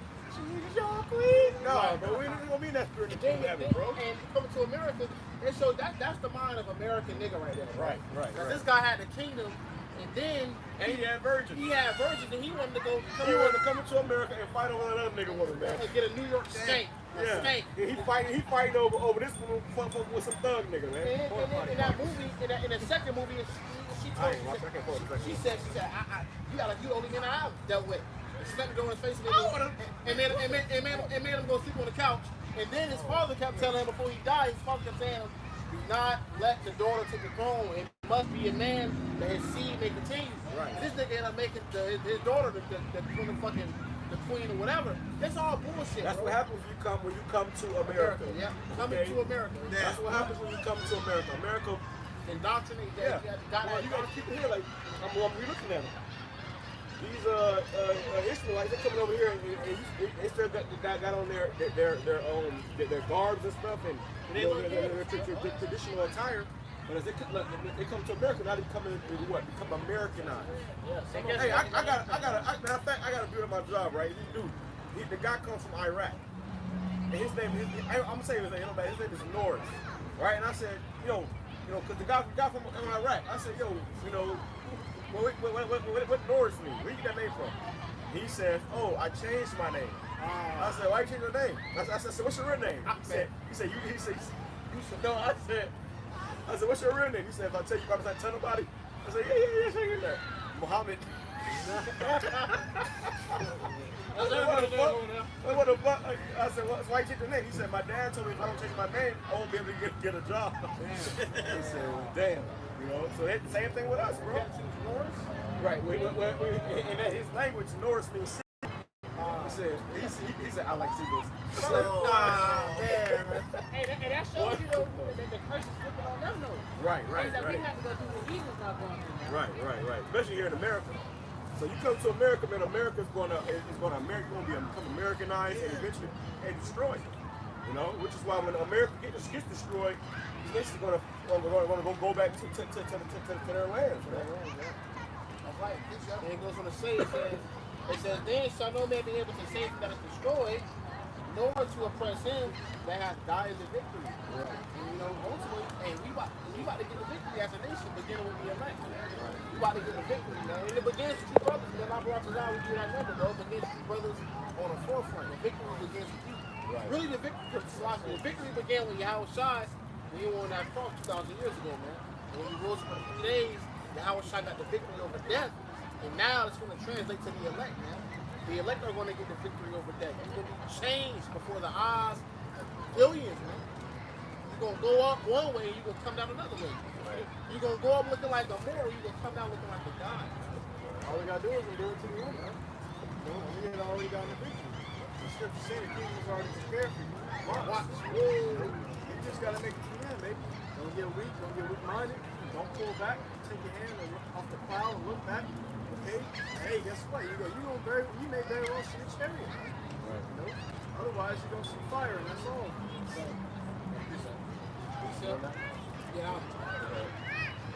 Joel 3:6. The children also of Judah and the children of Jerusalem have ye sold unto the Grecians, that ye might remove them far from their border. Behold, I will raise them out of the place whither ye have sold them, and will return your recompense upon your own head. That's right. So the Lord gonna gather us, man. And He gonna visit you. He gonna visit you, man. We get on Jake a lot. We get on people a lot, but hey, we gotta bring this out on you too, man. Your ass finna go into captivity, bro. All right. But they love to say we sold ourselves. Yeah, they love to say, nah, you sold us. And Jake, Jake was partaking in that wickedness. But for the most part, the Lord gonna judge you, man. The Lord gonna judge you, bro. You funded those ships. You did that. All right, go ahead. And I will sell your sons and your daughters into the hand of the children of Judah. Woo! He said, the Lord said, I'm gonna sell your sons and your daughters, man. And we gonna be having your ass on the auction block. We gonna have Big Billy Bob. We gonna have Big Billy Bob on the auction block. You know, this is a big cracker right here. Big auction. this is a big cracker. This motherfucker gets about 10,000 a day. We gonna be selling you, man. Here we go. It says in your daughters too. So we gonna be getting your daughters too. You know, and little blondie, and we see a little blondie wild last night. Oh yeah, we need that. We need that. We need that. We need Becca. We need, you know, all the Beccas and Emmas and, you know, we need all that. Katie, the Brittany. We got all that, man. You took our woman. We gonna take yours, the versions of yours. And then we gonna have children. Right. For Israelites. Right. Okay, Israelite babies. We gonna come like the Wilsonites. Right. Yeah, that's crazy because they put their names on us. They took our language from us. We're gonna do the same thing to the devils. Don't let nothing about the dog. And I will sell your sons and your daughters into the hand of the children of Judah, and they shall sell them to the Sabaeans, to a people far off, for the Lord hath spoken it. Before I spoke, we gonna sell you amongst each other, man. Because Israel gonna be good at that point. Like, hey, brother, you want this cracker right here? Yeah, brother, I want it. You know, hey, all right, cool. It's gonna be an act of charity. And we're gonna have these other heathens as taskmasters over Esau. Right. They all gonna be in slavery, but you're gonna be at a lower level than the other heathens. Right. We're gonna have them as taskmasters over you. We gonna set Ishmael over you. Ishmael, you been bombing his shit up. Ishmael wild, man. You been bombing his shit up. He gonna be really on your ass, man. Ishmael gonna be pissed off, man. Ishmael gonna be pissed off. Now we gonna send ham over his ass. Scripture say ham, but servant and servant. Ham the worst heathen. I fucking hate ham like that. I probably hate them when I hate Esau, man. Dirty ass ham, like dirty African, bro. Lord hate Esau. Lord hate Esau, yeah. Lord hate Esau. Esau for good. Yeah, African. That's the moment. That's it. This is the book of Ezekiel, chapter 25, verse 12. It says, thus says the Lord Yahawah, because thy Edom have dealt against the house of Judah by taking vengeance and have greatly offended. Man. You don't even know how greatly you have offended Yahawah, man. Where you touch the apple of his eye. Yeah. Going back to the garden, bro. You never really paid. You never really paid your price. Go ahead. It says, and have greatly offended and revenged himself upon them. It says, therefore, thus saith the Lord YAHAWASHI, I will also stretch out my hand upon Edom. That's right. So the Lord, right now, the Lord has his hand out, stretched out against Israel, man. Because the Lord, before he jacked anybody else up, he jacked us up. All right? Now he's going to jack you other nations up. Now he's going to jack Edomites up, man. All right? It says, and y'all going to get it double, man. Everything that we went through, you're going to get double, man. Minus all the sodomy acts and that type of shit you was doing, man. Well, we gonna have spiritual power. Yeah. You have to look away to jack your ass up worse than doing some shit. Yeah, that's me, bro. Yeah, we gonna have spiritual power. But they knew that would get to us because they knew that we won't get down like that. Yeah, they didn't go to defile. See, that's how Esau get down. So they knew that. They knew how to defile us.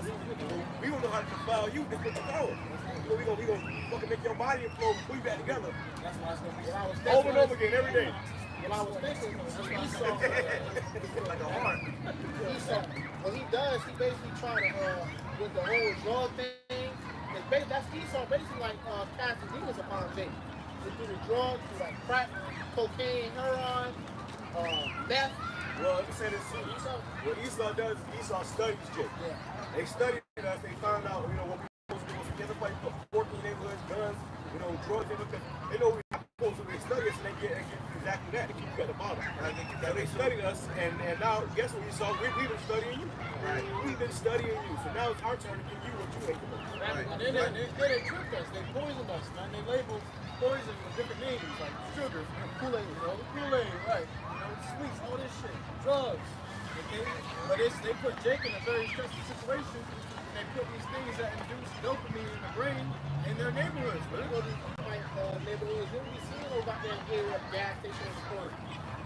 They got out in our corner. You know, your communities with security guards. Like you don't see the Chinese store with the fucking hair.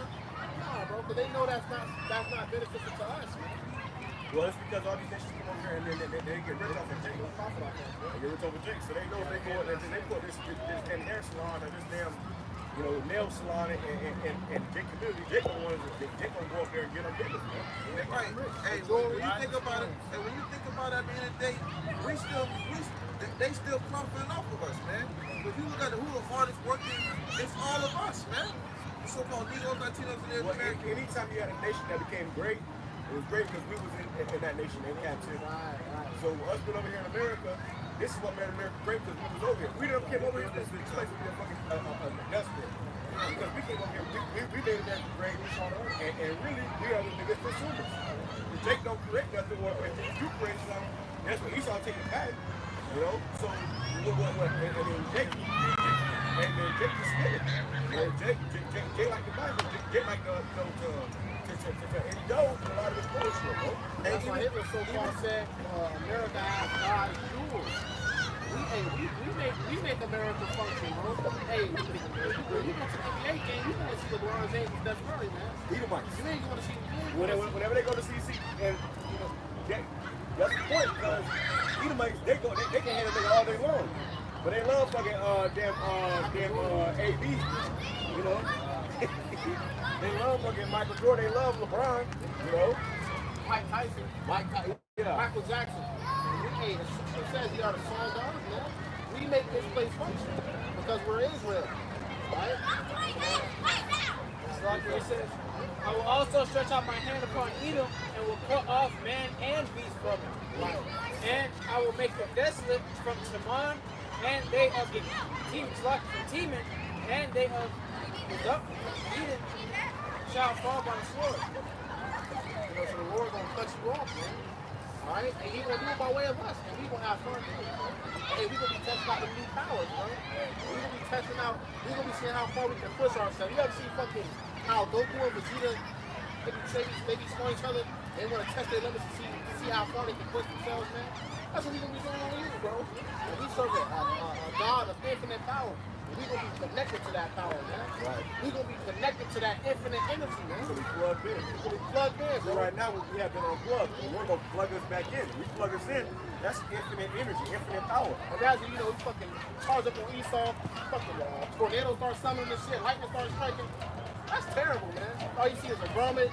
All you see is a big ass dick with an afro beard, a garment. Well, it's gonna be like Brightburn. Right. He was flying up in the air, and all you saw was his red eyes. And then you imagine it's like a hurricane outside, and in the middle of the hurricane you see Jakes, you know, floating in the air. And that's how we become a conquer these other nations, bro. We're gonna turn them these nations upside down. That's why America's gonna be destroyed. Israel is gonna be destroyed, but it's gonna be built back up. But these other nations, we're gonna go and conquer those nations, man. With our Lord Yahweh. That's why I say we shall reign with Yahweh for 1,000 years. That's when we put this world back into its rightful order. I never thought about how you just said it. So fucking the hurricane going outside, you see Jake in there because you're gonna have manipulation of the elements. Right. Well, even now, if you got a hurricane or a storm or tornado, the angels are doing that.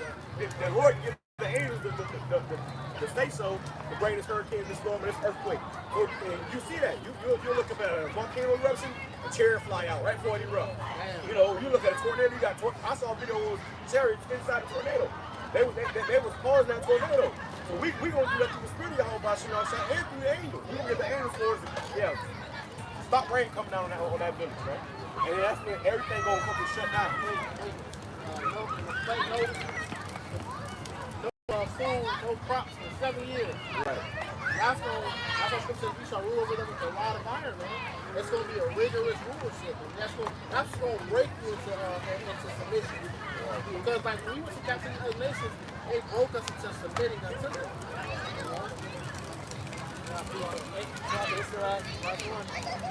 Ezekiel 25:14, it says, and I will lay my vengeance upon Edom by the hand of my people Israel, and they shall do Edom according to mine anger and according to my fury.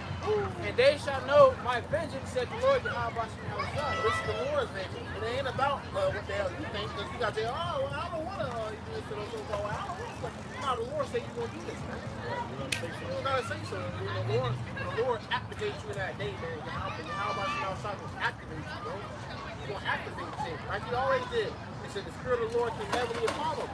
When Samson slew the Philistines with the jawbone of an ass, it wasn't the jawbone of an ass, it was the Spirit of the Lord on Samson, man. The Lord activated him. The Lord activated King David. The Lord will activate you brothers out there, man. RAWCHAA. Right? So right here it says, this is Isaiah 62 and verse 10. It says, go out through the gate, prepare the highway for my people to return. Move out the road, pull out the boulders, raise a flag for all the nations to see.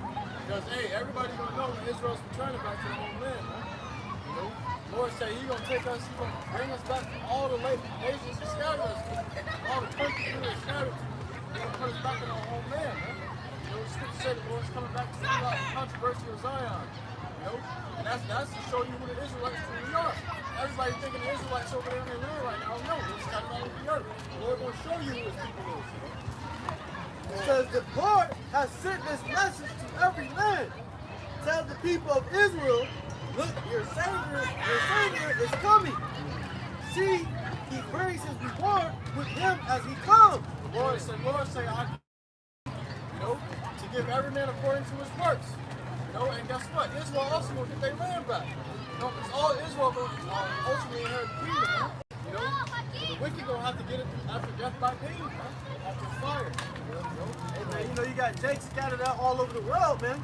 You know, the Lord got his prophets everywhere that those Jakes are at, you know, all over the world to warn Jake, man. To say the message that the Lord is coming, you know, it's time to get back right with the Lord. How about you know, you know?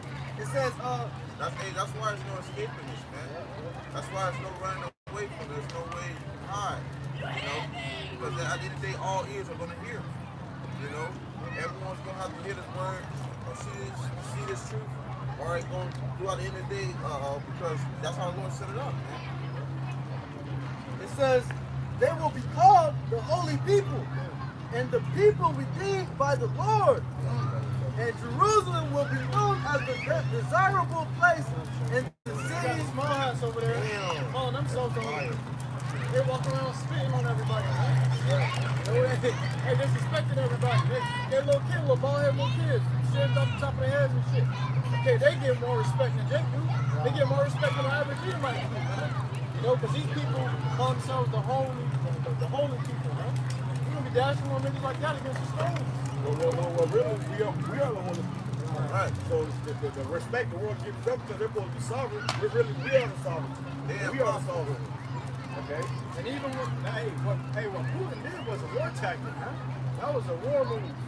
Okay, he initiated an actual attack on America just by showing the two images of the Lord alone. Because we know that the Lord sprung out from Judah, the tribe of Judah. Right. That means the tribe of Judah, which what they call Jews or Jewish. And you ask any Jewish, what tribe you come from, they're gonna say Judah. They gonna say Levi, but Levi. Judah is what? Judah is the type of young circle. That motherfucking name was Benjamin Ephraim. Which one is it? Libby. What about other tribes? What about Benjamin? What about Ephraim? What about Simeon? Zebulon? What is that? We lost them. Yeah, they lost. They said we all gonna be in one. Where the 12 names said they got the 12 names. Right. What a Lord at? What King David at? Probably not enough, man. It says, it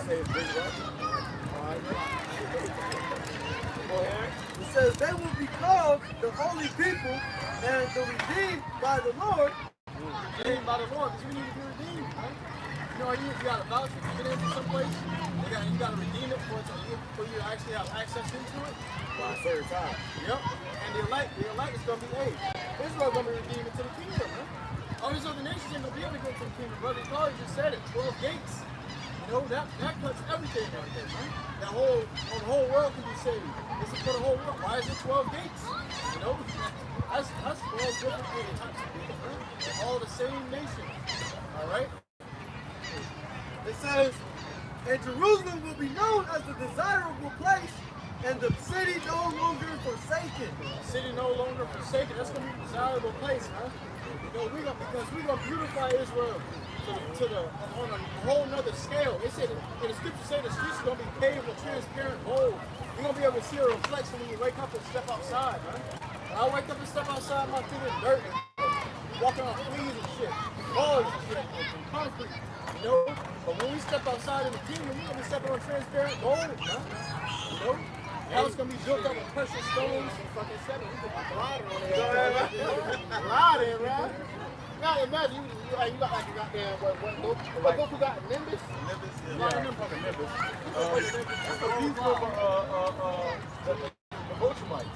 Oh yeah, They want to walk and they were it's not for them.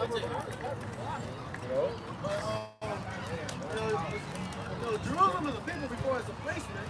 Alright, so it's gonna be like first class, walking. We will be hovering. But the ground is gonna be for the heathens, man.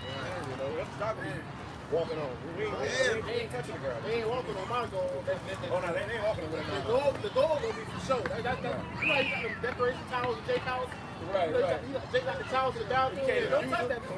That's graceful. That's how it's plates on the table. Yeah, plates on the table. That's how it's gonna be like that. The couch got plastic on it. You can't the couch. Don't touch it. Hey, Jake, bro, your grandma should have a whole living room set up. You can't even go in there. You can't even live in that room. Exactly. You can't even breathe in there. Don't go in there. Y'all go in this room. It'd be a room with some damn folding chairs. But grandma have a whole living room set up where you put a cabinet there. Walmart couches. The table, white couches. You can't even sit on the couch. Don't go to that. Don't touch my couch. Lock those. Go ahead, on the part. It says, the city no longer forsaken. So we're going to be no longer forsaken, man. And once we come back into the Lord, and the Lord was able to sup with us again, we're going to be known as, the city no longer forsaken, man, because we were forsaken at one point. And when we went off, the Lord put us into curses. Now we had to go over here to Babylon in captivity, to go through all these different other captivities, man. The Lord forsaken us at these points, man. But Hid his face from us. yeah, but the Lord is no longer going to forsaken us, but He's going to redeem us. Right. Back into His presence, man.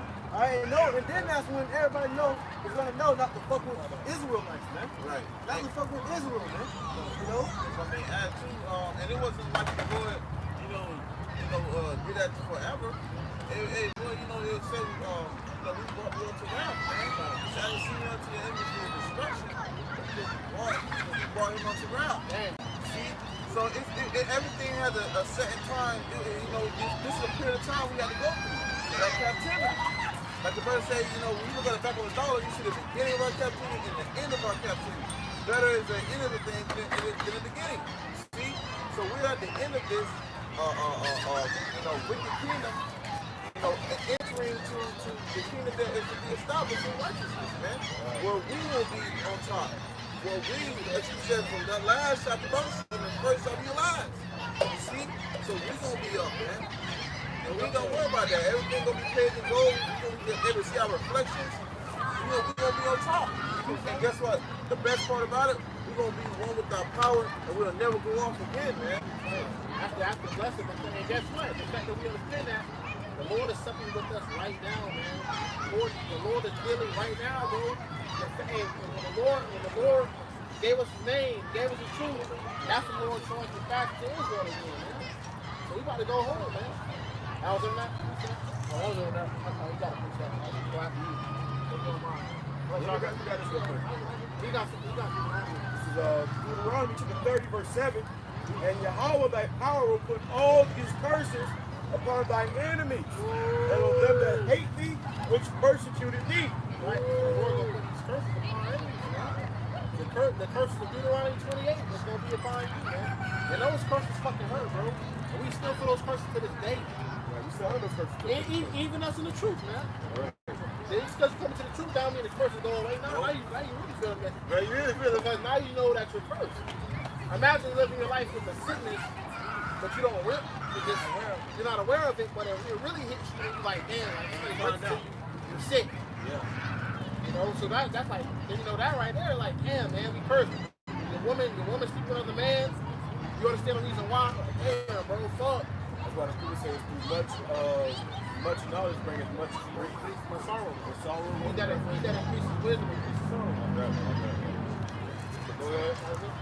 I can go ahead.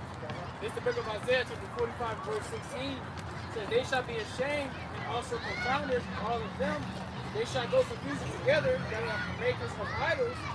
But Israel shall be saved in the Lord, YAHAWASHI, with an everlasting salvation. Israel shall be saved in the Lord. It's all about Israel, you know. Hey, the Lord's name is YAHAWASHI, man. He saves. He delivers. Who needs a deliverer, man? Israel. Who was driven away into captivity? Israel. Who was exiled out of our land? Israel, man. So who's going to be delivered? Israel, man. Right! Okay, YAHAWASHI. When he came on the earth, he died for Israel, man. Israel is going to be delivered with an everlasting salvation. We're not going to go into captivity no more. That's why it also says, the Lord shall defend Jerusalem as birds fly. Shall he say he deliver Jerusalem? You know, or shall he defend Jerusalem? So the Lord coming on this side of the earth just to, you know, deliver his people. Controversy of Zion. Everything that you see going on the earth is all happening for the sake of Israel, man. Yeah, it says, ye shall not be ashamed nor confounded, world without end. Alright, we're not going to be ashamed or confounded. He says world without end, man. We're going to live for eternity. Alright, Israel's going to be like the sand of the sea. Alright, the brothers are going to have multiple wives, multiple children. Alright, brothers are going to be living for all eternity, man. Hey, the brothers are yearning for the day, waiting on the day. That brothers say, hey, I'm a billion years old. You know? And we're going to still live on forevermore. Alright, that's what the brothers are eternity for.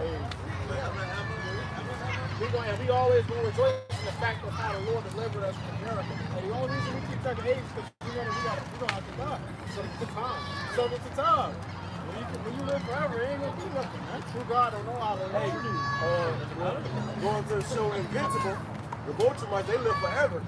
So I was watching a little show about it, and they said how a lot of those Vulturemites, which are like, you know, they're like, you know, super mortals or immortals. They said none of them really know how old they are because they live for so long. So we gonna get so old, we don't even know how old we is, you know. We need to get old, bro. Right. We're not even gonna get old. What's the word old? Right. It's gonna be so far because we're young. It's gonna be costly. It's not what I think. It's gonna be born. Our God is a God of infinite knowledge. The Lord, we gonna be finding new. He's the creator. Right. Hey, yeah, you know, like they was good. Hey, we gonna be like many. We gonna be gods, bro. She creates your own damn story, your own thing. Hey, it's probably things already set up. It's probably things set up for like trillions and trillions and trillions and trillions of years. Like the Lord already prepared. And if I may add, even looking at the brothers of army, you gotta remember the Lord stretched out the heavens, man. The Lord stretched out this galaxy. Alright, so brothers, it's probably billions and trillions of galaxies out there, man. And this galaxy that's set and designed for brothers, man. And what do you have within the galaxy? You have planets, okay, you have different stars, different things, man, and different elements in different galaxies, okay? Brothers gonna be discovering new everything, man. Yeah, Esau that came out and said you have 40 billion planets that's like in this earth. You don't even have 40 billion people on earth right now, man. So come on, what do you think those planets are for? They out there to be out there? No, they're out there for the Israelites to happen because we gonna produce, because Jake gonna be reproducing the kingdom, man. You see on this side, Jake got about 10, 12, 20 kids. And how much more in the kingdom, man? It's easy for Jake to have kids, boy.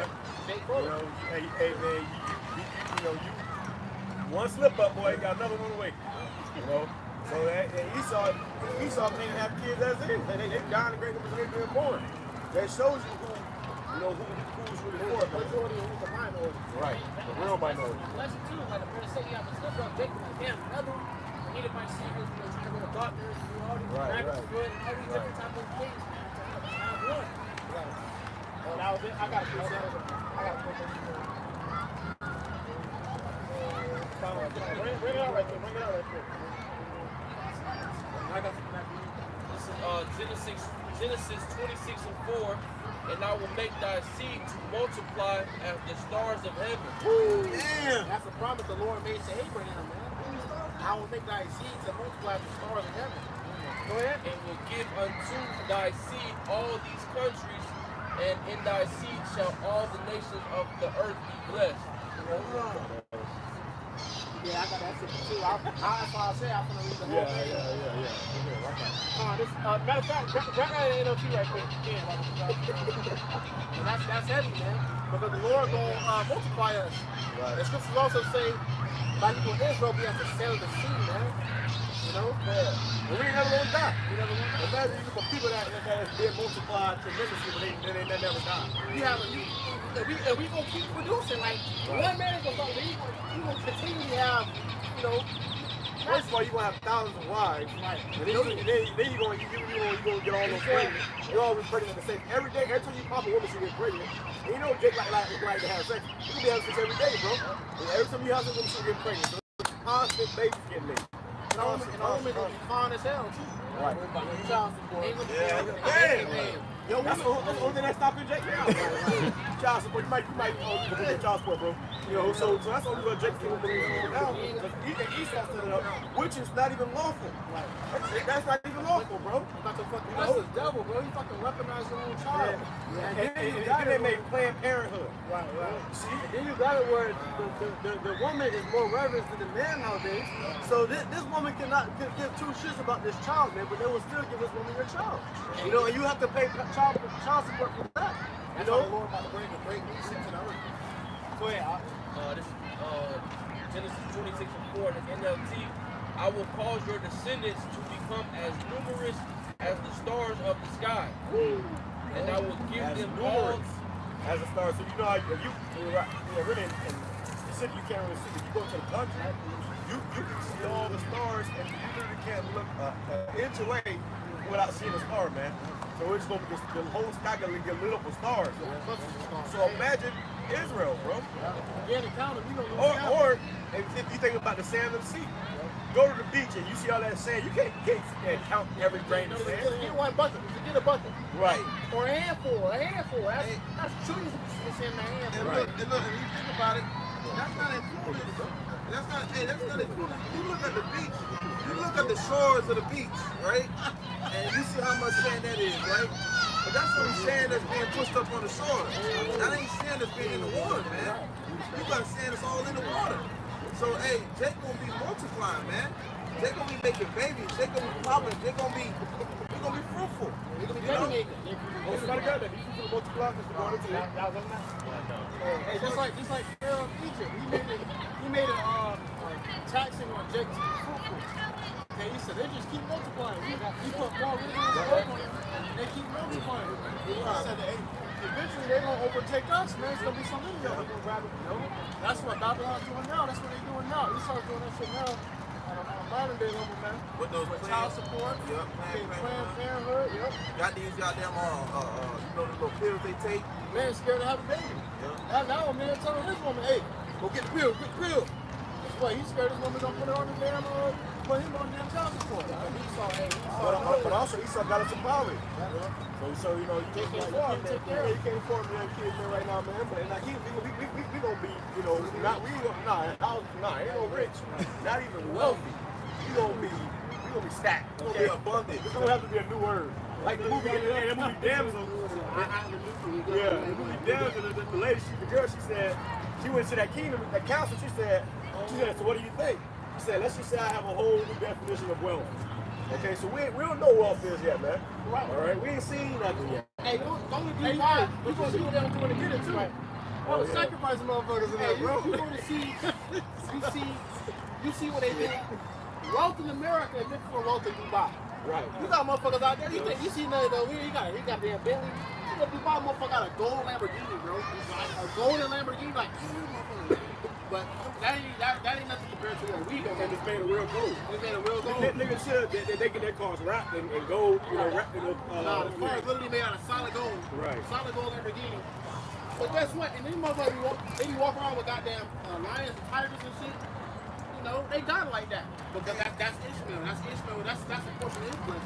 Hey, cause I gotta add right quick. I had this Edomite. I believe he was Jake though, but he had asked me one time at work. He was like, "Hey man, if you was to get a lump sum of money, what would you do with it?" And I told him, I say I would invest and I would buy some land. And he was like, "What would be the best place to buy some land?" I said, I wouldn't buy land in America because they'll be taxing me, right? I said I would buy land in Dubai. And he was like, "Damn, why?" And I said, "Because you won't get the same treatment over here as you is in Dubai, you know." So I told him, he said, "So if you got the money and you did all that, would you just buy that one piece of land? What would you call it?" And I told him, I said, "I would call it Zion." And I told him, because it was spiritual, because I told him that, and he said, "Okay, now you done did that, what would you do from there?" I said, "I would buy more land and buy more land until I could then that was another country. And I would do it again, and I would do it again to where that generation will have its own land that's underneath that Zion." And look, and it was crazy when I told him that, he was like he was thinking at middle school, like, "Oh, I'm gonna go get a mansion or some shit." And so he heard what I told him what I would do. He was thinking about it, meditating on it. For 3 days straight, he came and said, "Man, what you he said, what you call it?" He said, "Dubai, Zion and Dubai. That's what you gonna do?" He said, "Man, you must be head over there. I don't know how to think straight." Like he couldn't process what I would do, and that's how you know that our mindsets on a rudimentary kind of mindset. Yeah, you can't comprehend it, and they stuck with Of course, Jacob was not like that. So, Jacob had a whole different vibration, man. I got Genesis 9, verse 1. And Power said, "Bless Noah and his sons, and he said unto them, Be fruitful and multiply and replenish the earth." So after this great death and destruction comes, we're going to have to replenish the earth. We're going to be a part of that elect. You see? We're going to replenish the earth. That's why you got Isaiah 4:1. And also we're going to go into these other countries and conquer these other lands. When we conquer these lands, we're going to conquer their women. You know, we're going to take their women and we're going to make our seed come out of their woman. You see? So that's what Esau did with us too. He made babies with our women. We're gonna make babies with his women, and those babies are gonna be Israelite babies who will live forever, man. You know, so when we conquer this world, a huge part of conquering the world means to have babies. You know. Hey, brothers may be suffering another woman in the truth, man. You know, don't worry about that. We were meant to take that out in the first place, man. Because it's gonna come a time where you don't have to be fruitful and multiply. There's gonna come a time where multiple women are gonna have to cling to you, man. You know? Go ahead. Don't be worried about that, man. That's the book of Genesis chapter 1 and verse 28 in the NLT. It says, "Then Yahawah blessed them and said, Be fruitful and multiply. Fill the earth and govern it." Govern it. Govern it with what? All statutes and commandments, man. But it's up for Esau to put on son and nephew. So you don't fill the face of the world with cities. We're gonna cut you off. Now you got McDonald's over there in China. It says, "Reign over the fish in the sea, the birds in the sky, and all the animals that scurry along the ground."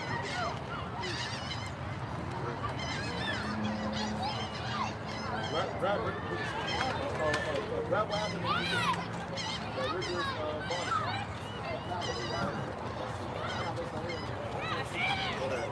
This is the book of Isaiah, chapter 16, verse 10. "The sons of strangers shall build up thy walls, and their kings shall minister unto thee." So the sons of strangers, these heathens, their sons are going to be our slaves, and they're going to build up our walls. They're going to build up our kingdom. How you think the White House was created, man? Who do you think built the White House? That's what it's called. The White House. It's called the White House. You know? Yeah, and it ain't ever been no damn black president, no Israelite president. All right? Obama was a Hamite. All right? So we in the time of the Lord, he said he's going to use these heathen sons to build up our walls, to build up our kingdom. All right? And we're going to have mansions or palaces and castles where walls are going to be made out of slabs of precious stone, man. Right. You may have a whole room made out of sapphire, a whole room carved out of emerald, yeah, the Ophir, you know, opal, right. And you know how like now they got like, the countertops, they got the marble countertops. Imagine the whole kitchen gonna be marble, bro. But it ain't gonna be marble. It's gonna be something even greater than that. You gonna see stones that ain't even got a hold of yet, man. You can't go to the caves because he didn't go boxes.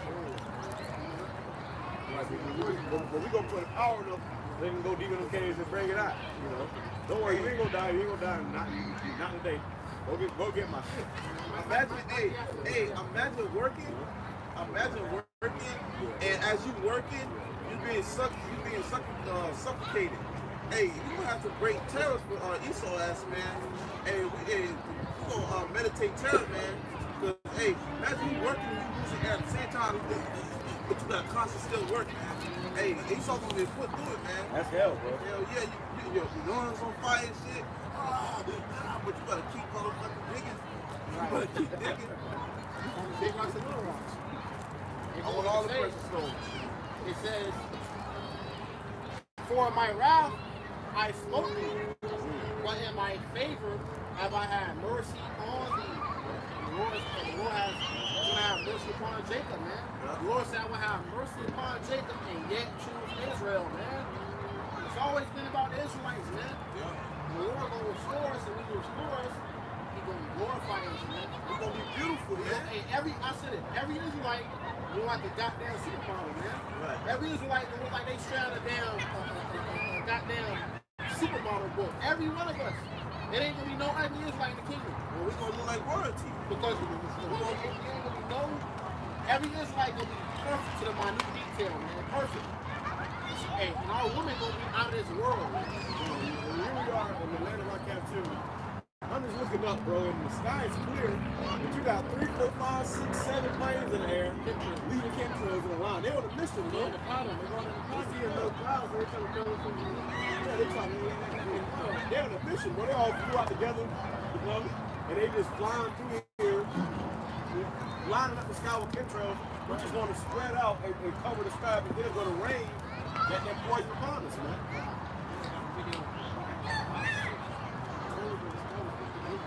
Hey, and that's what This devil, he gonna start speeding up too, bro.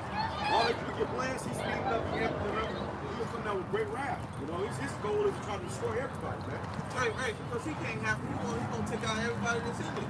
You know, that's why the scripture said in the Matthew that the one that spit at the time, no flesh shall be saved. So we in a period of time when, you know, hey, this devil is very covetous, he's greedy, he's jealous. You see? He's a wicked man. And if he can't have it, nobody can. Big ass baby, man. And you had it to where it was a video of a chariot. It was a chariot destroying the chemtrail, man. Right. I want to show you that. Because the thing is filling up the chemtrail. So I want to show you that, hey, man, the angels are even vexed. The angels is vexed with the devil, man. The angels can't wait till the Lord gave YAHAWASHI that green light to come take the earth again, man. Right, and during that eclipse, that solar eclipse, there was chemtrail like a motherfucker, bro. There were people, some of them were sick and they had headaches, and they you know, they was really clouding the whole sky. The whole sky was clear, and it was clouding the sky by an hour or two, man. It was chemtrail like crazy. So this devil, man, he must be stopped, and he's going to be stopped, all right? Continue. It goes on to say, therefore, thy gates shall be open continually. Our gates will be open continually, man. We got these heathens constantly bringing us their precious of everything. You remember the movie Cinderella? You know, we talking about, you know, the women and stuff. You remember Cinderella? Whenever the prince came to that town, everybody was getting their daughter. You know, they find his daughter prepared for the prince, man. You know, he had to say who he was going to pick and choose, man. The reason they did that is because they know by marrying off the daughter, they don't want to be left too. Right. They don't want to be taken care of too. And that happened to the dancers, you know. They was marrying daughters off, and that rich family was blessing his family was marrying daughters off, man. Hey, another movie, actually 2 movies that I like to give an example of that what the brother was giving a description of is that one movie, Gods of Egypt. Right. They had people come in, it was all the blood, they was getting all their clothes and giving all their precious movies. Yeah, that's how it's gonna be, man. That's what you do up there now. city. So this will happen unto us, man. They're gonna bring us the finest of the finest. All right, and our gates or our courts ain't never gonna be closed, man. You know, it's gonna be constantly. They're gonna be constantly flowing us with the finest precious stones, the finest spices, and you know, different animals. And they're gonna bring us the biggest crops. They're gonna bring us the finest daughters, and you know. And you ever the gates of Israel will be open continually, bro. And you ever seen that one? You ever seen that one movie? I remember watching it with the blood and the yellow man. But it was the woman was called Alexander, and it showed you a part when it was entering on that city Babylon. But when you look at it from a spiritual sense, hey, they was throwing all the flowers and throwing all the stuff, and it was like they was just glad to see them come through. Hey, that's how they gonna be. That's how these heathens are gonna treat us, man. They're gonna be giving. They're gonna be happy. They're gonna be playing drums. They're gonna be doing all kinds of stuff, you know. But hey, we gonna be back on top, man. They gonna be like, damn, you know. We at one point looked at them so low, but now the Lord has brought them back up. Right. They're gonna be reminded. They shall not be shut day nor night. That man may bring unto thee the forces of the Gentiles, and their kings may be brought. For the nation and kingdom that will not serve thee shall perish. Yeah. The nation and kingdom that refuses to serve us, we gonna perish, man. We gonna find something off the face of the earth. Okay? And we know that the only nation that's gonna perish is Esau, man. You know, so all these nations gonna get in line. All these nations gonna get in line. We gonna make them watch what we do to Esau. And they got in line with Esau. You know, the big American dollar has been the world reserve currency for a while. You know? So they got in line with Esau, they're gonna get in line with us. And that's prophecy that there's only two nations that was gonna rule the whole world, which is Jacob and Esau. You know? So now Esau had his rule, and now it's time for our rule, and our rule is going to return.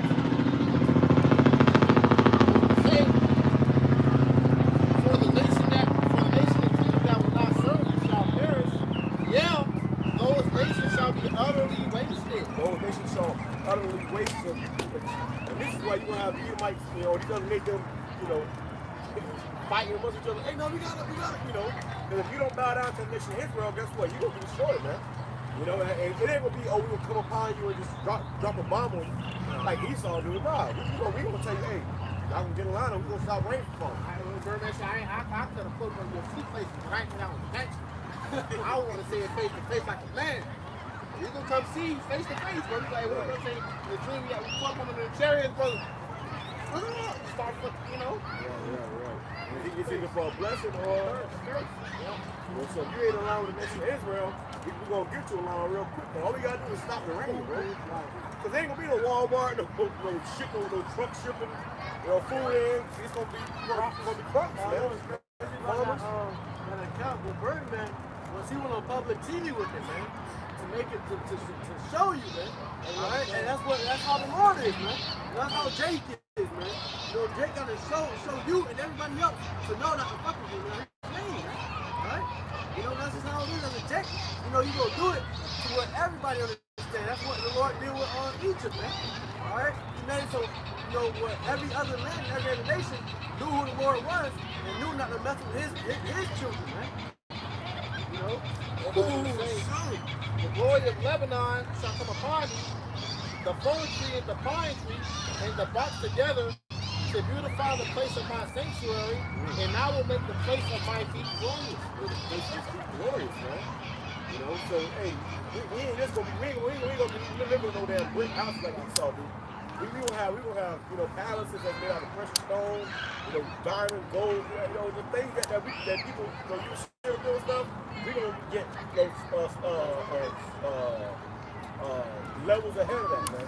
And the Lord said, what? Heaven is my throne, and earth is my footstool. It's the place of my feet glorious. He's gonna glorify the earth, man. It says, the sons also of them that afflict thee shall come many unto thee, and all they that despise thee shall bow themselves down at the soles of thy feet, and they shall call thee the city of the Lord, the Zion of the Holy One of Israel. First one, I was just going into that. For brass, I will bring gold, and for iron, I will bring silver. But you got it. Let's go ahead. Oh, you looking for that? Yeah. It says, and they shall call thee the city of the Lord, the Zion of the Holy One of Israel. Zion of the Holy One of Israel. The Zion, in the Hebrew, the Zion one, which means memorial. So the memorial of the Holy One of Israel. So when you look at Israel, you're going to remember Yahawah BAHASHAM. Right. It says, That's whereas... why the Lord's going to beautify things for his. He said, I do this for my name's sake. So it ain't for us, it's just because it's for the Lord's sake. He said, you my people, I gotta, you know, just like Jake, when they have kids, they gotta, you know, give them the finest of the finest food, they got the jewelry on them. Because what? That's my child. Or they woman, you know, they get some money, the first thing they want to do, make their woman look good. Right. Get a lips done, get a brush done, get a butt done. Right. You know, put some nice clothes on her. The Lord gonna do the same thing with us. We the Lord's woman. So the Lord gonna glorify us. It says, whereas thou hast been forsaken and hated, so that no man went through thee, I will make thee an eternal excellency. An eternal excellency. So for eternity, you're gonna be excellent, man. You know, for eternity, you will be excellent. And look at Jake now, man.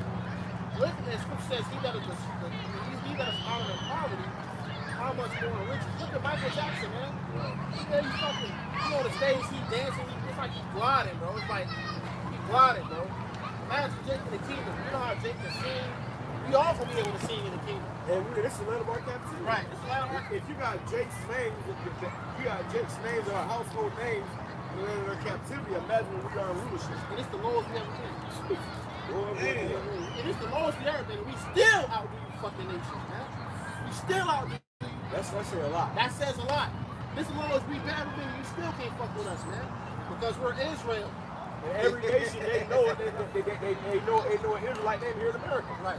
Jake, you may never been to LA. I bet you ask him about LeBron. They know about LeBron. You know, Israelites or whatever. But Israelites, they know about LeBron. They know about all these, you know, particular Jakes that got it on the side. How much more in our kingdom, man? How much more the Lord's elect? Right. The YAHAWASHI. Right. Fuck, man, LeBron James ain't gonna matter in the kingdom, bro. LeBron James going to China right now. Everybody, LeBron. But the elect, the Lord gonna give them a different type of glory, man. A different type of shine. YAHAWASHI, bro. Imagine that, bro. You one of the Lord's men, bro. You one of the Lord's men. All right. And you ever see the type of chase that had that type of clout in the movies? And they walk in the club, oh shit.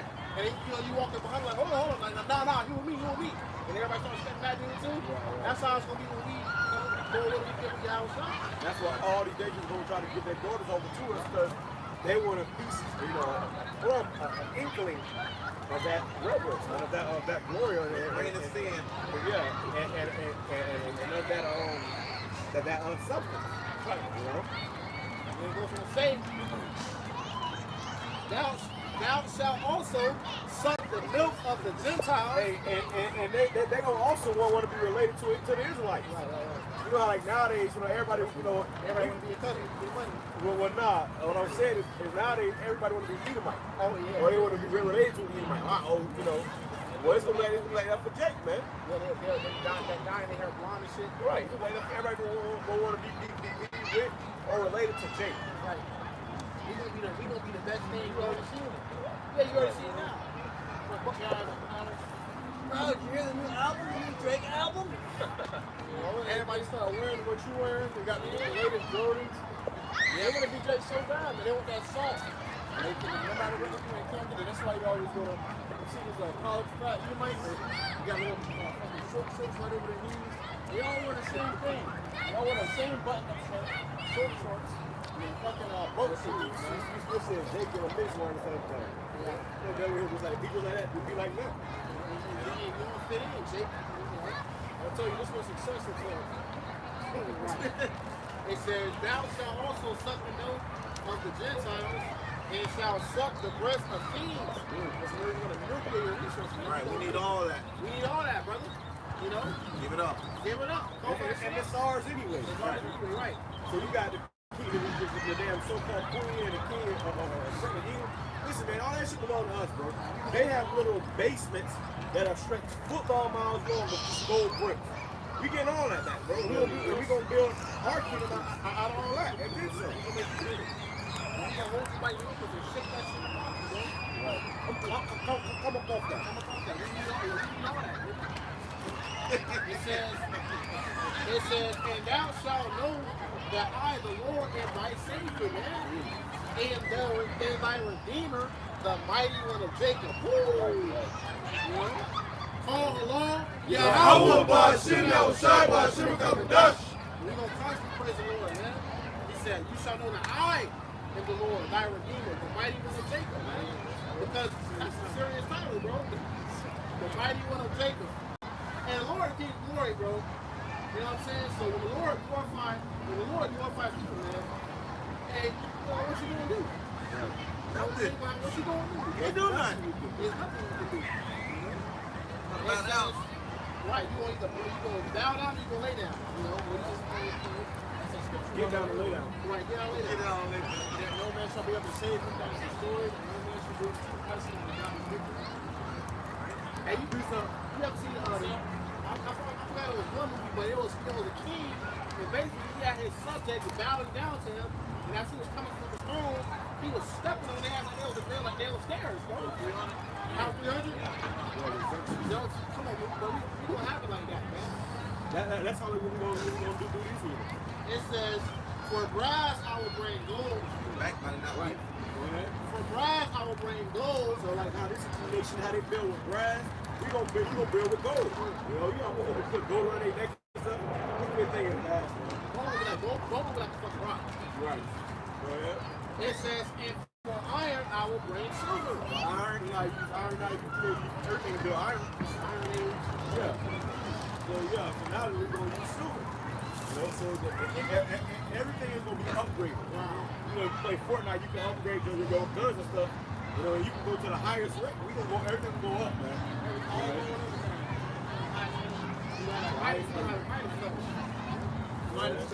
It says, and for wood, brass, and for stones, iron. I will also make thy officers peace. It says, and thine exact. We're standing on stones, man. We're standing on stones. How much resource you gotta have for the road and the sidewalk to be stones? For the road and the sidewalk to be iron. You know, you gotta have much wealth, man.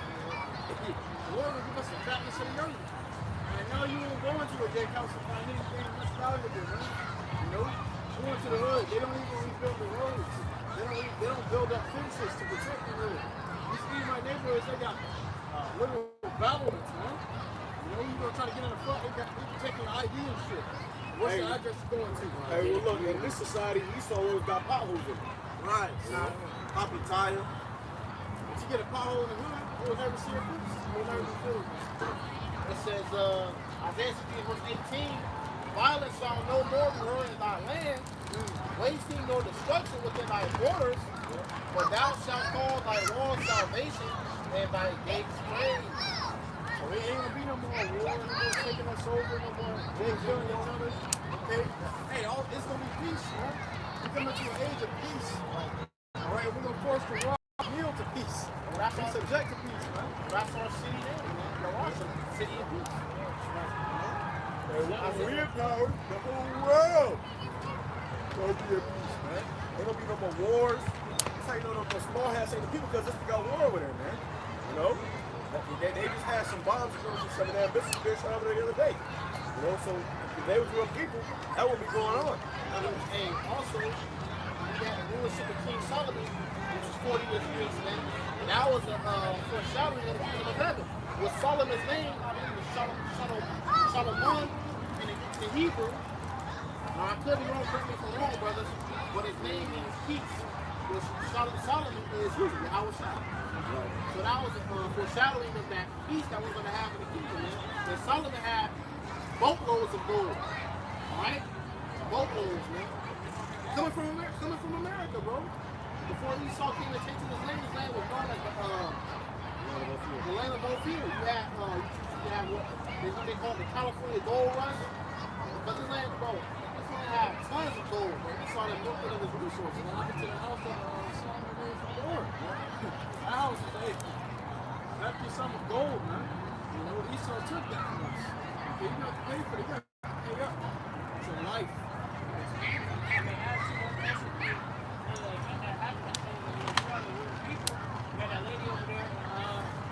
Saudi Arabia, countries over there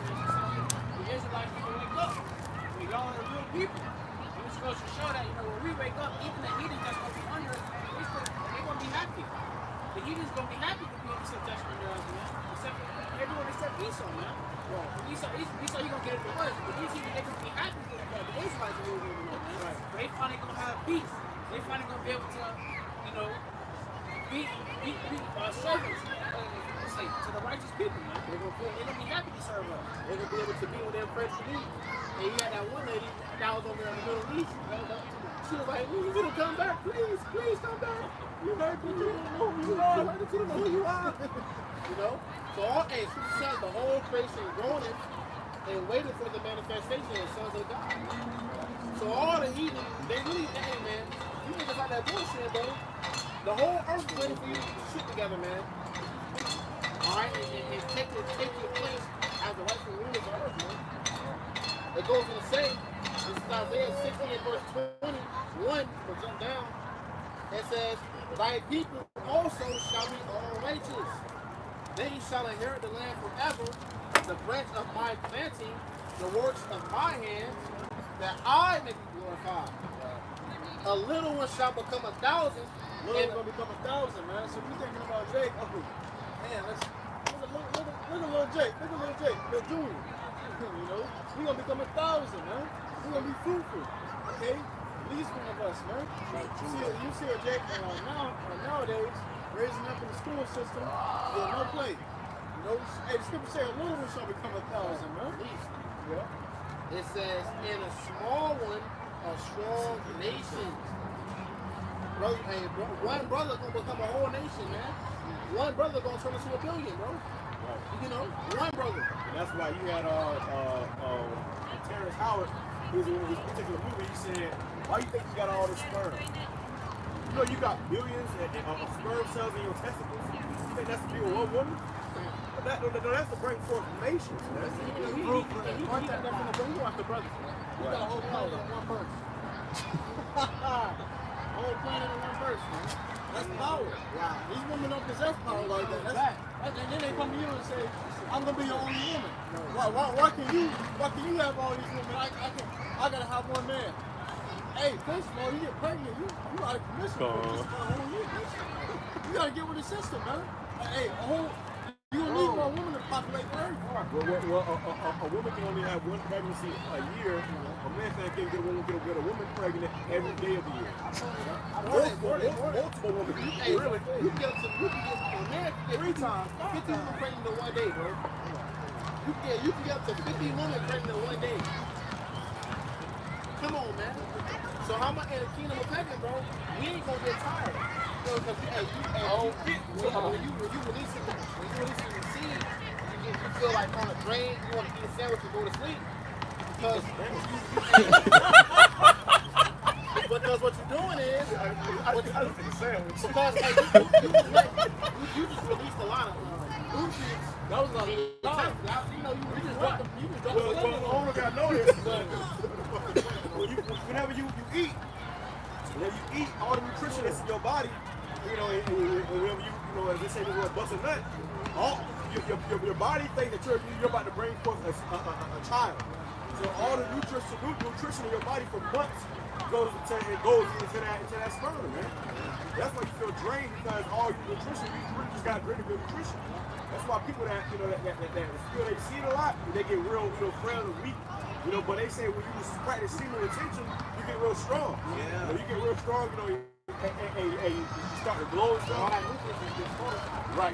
But whenever you release your seed, you are releasing all your energy. And they say after you don't release all the nutrients in your body for the past 3 months. You know? So it's a lot. That's why a man be tired. So in the kingdom of heaven, we gonna do that, but we that's why your woman, she be all hyper and she wanna go around. She wanna go do more. You just gave her your life for her. You know? Right. Women, they feed off of that. Right. You know? So that life, you're literally giving life inside of the nasty. There's a study that shows when a woman gets pregnant, Esau shows you the sperm cell. He shows you the sperm cell hitting the egg, and when it does, it's a birth of life. Right. That's that spirit going inside that egg. That's life. You know, that's a life that just sparked. And Esau, if it's like your brother, Esau came to still doesn't understand how bones grow in the womb. He doesn't understand it. He doesn't understand the science of how bones grow in the womb. That the Lord, You gotta get deeper to try to understand. right, and the Lord, he's so kind of do transhumanism, but the Lord already created the greatest machine. The fact that you got lungs, you got organs, you got eyes, you got fingers. Come on, man. And Scripture says we shall find out his noble acts. Wow. How can you sit there and try to find out his noble acts? You try to break it down, study it. You can't do it, man, because the Lord's understanding of all of this things. Anybody has lived with it, like anyone at all. Hey, I remember I was talking to this woman though, and I was basically telling her, oh, yeah, like, oh man, if you populate the whole earth in a year, then you can have only one baby in a year. Wow. You know what I'm saying? This bitch told me, she said, what's that stuff? I said, what the fuck? And then I had to realize there's a reason the scripture says that they shall only know death by pain. You can't argue with that shit. Destroy it. You can't argue with that shit. You're arguing with her wickedness, man. Yeah, because a woman is foolish as the lamb, she knows nothing, man. Really, these women, really, man, these women are stupid, bro. Well, really, they ain't supposed to be talking. I only asked bitch a question no more, man. I normally get some stupid shit. They ain't supposed to be talking, man. Really, you supposed to be somewhere in the kitchen, watching some dishes, cooking some food. Besides that, ain't nothing bad kids. You never go to a woman for understanding. You're not gonna get it. Hey, Lord told Aaron, I think he told Aaron or Moses, he said, if her father would have spit on her face, she would have killed her like that, Moses. So we're going to see the Spirit of the Lord came in, man. The Lord said, look, her father should have spit in her face growing up. Well, spit in her face and she not be ashamed of something else. Put her away from the camp. Well, because really, when a woman gets out of order like that, she's bringing the shame into her family and really her father. Because before a woman gets a husband, she belongs to her father. Hey. So that means that the father didn't do his job. So that's why, when we looking at, we looking at all these damn Palestinians over here. Hey, they still do that to this day. If they go to do something, they get caught wearing some booty shorts and spit in their face. Beat her ass, And over there in China, a video just came out. Kim Jong-un. There was a woman that was making fun of, she was recording, so she was making fun of somebody in the back. She said a few things, she came on her beating her ass and spitting in her face. She was looking stupid. That's how they get down over there. Women's supposed to be respectful to the man. and you don't see no sense jumping up. Nobody defended her. Even a woman. What is going on? They put together like that. This was, I'm going to finish this out right here. Isaiah 6:22 again. A little one shall become 1,000, and a small one shall a nation. The Lord, YAHAWASHI, will hasten his time. Right. So when the Lord gonna do it to bring his nation back, man. He said he's gonna hasten his time. So hey, 2/3, and that's gonna be all up. They're gonna come right back. The Lord ain't gonna be rock with us forever. When they die, they gonna come right back. And they're the young ones. They'll be all up. The elect appear unto others in Israel, man. They were the firstborn. Okay, so the young ones didn't get it. They had to get it after experiencing it. Just by pain, man. Fire. Dang.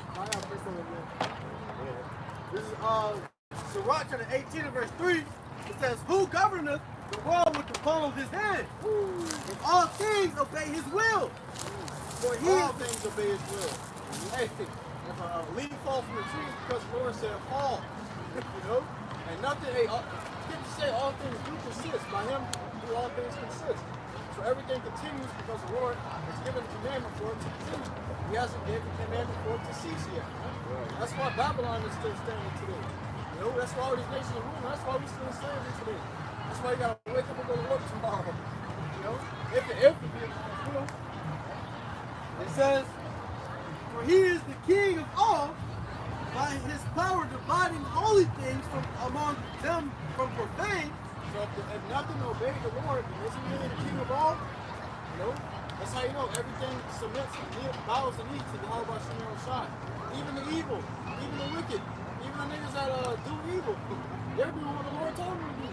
Can anything happen without the Lord saying, let it happen? It says, to whom hath he given power to whom hath he given power to declare his works? And who shall find out his noble acts? who shall remember the strength of his majesty, and who shall also tell out his mercies?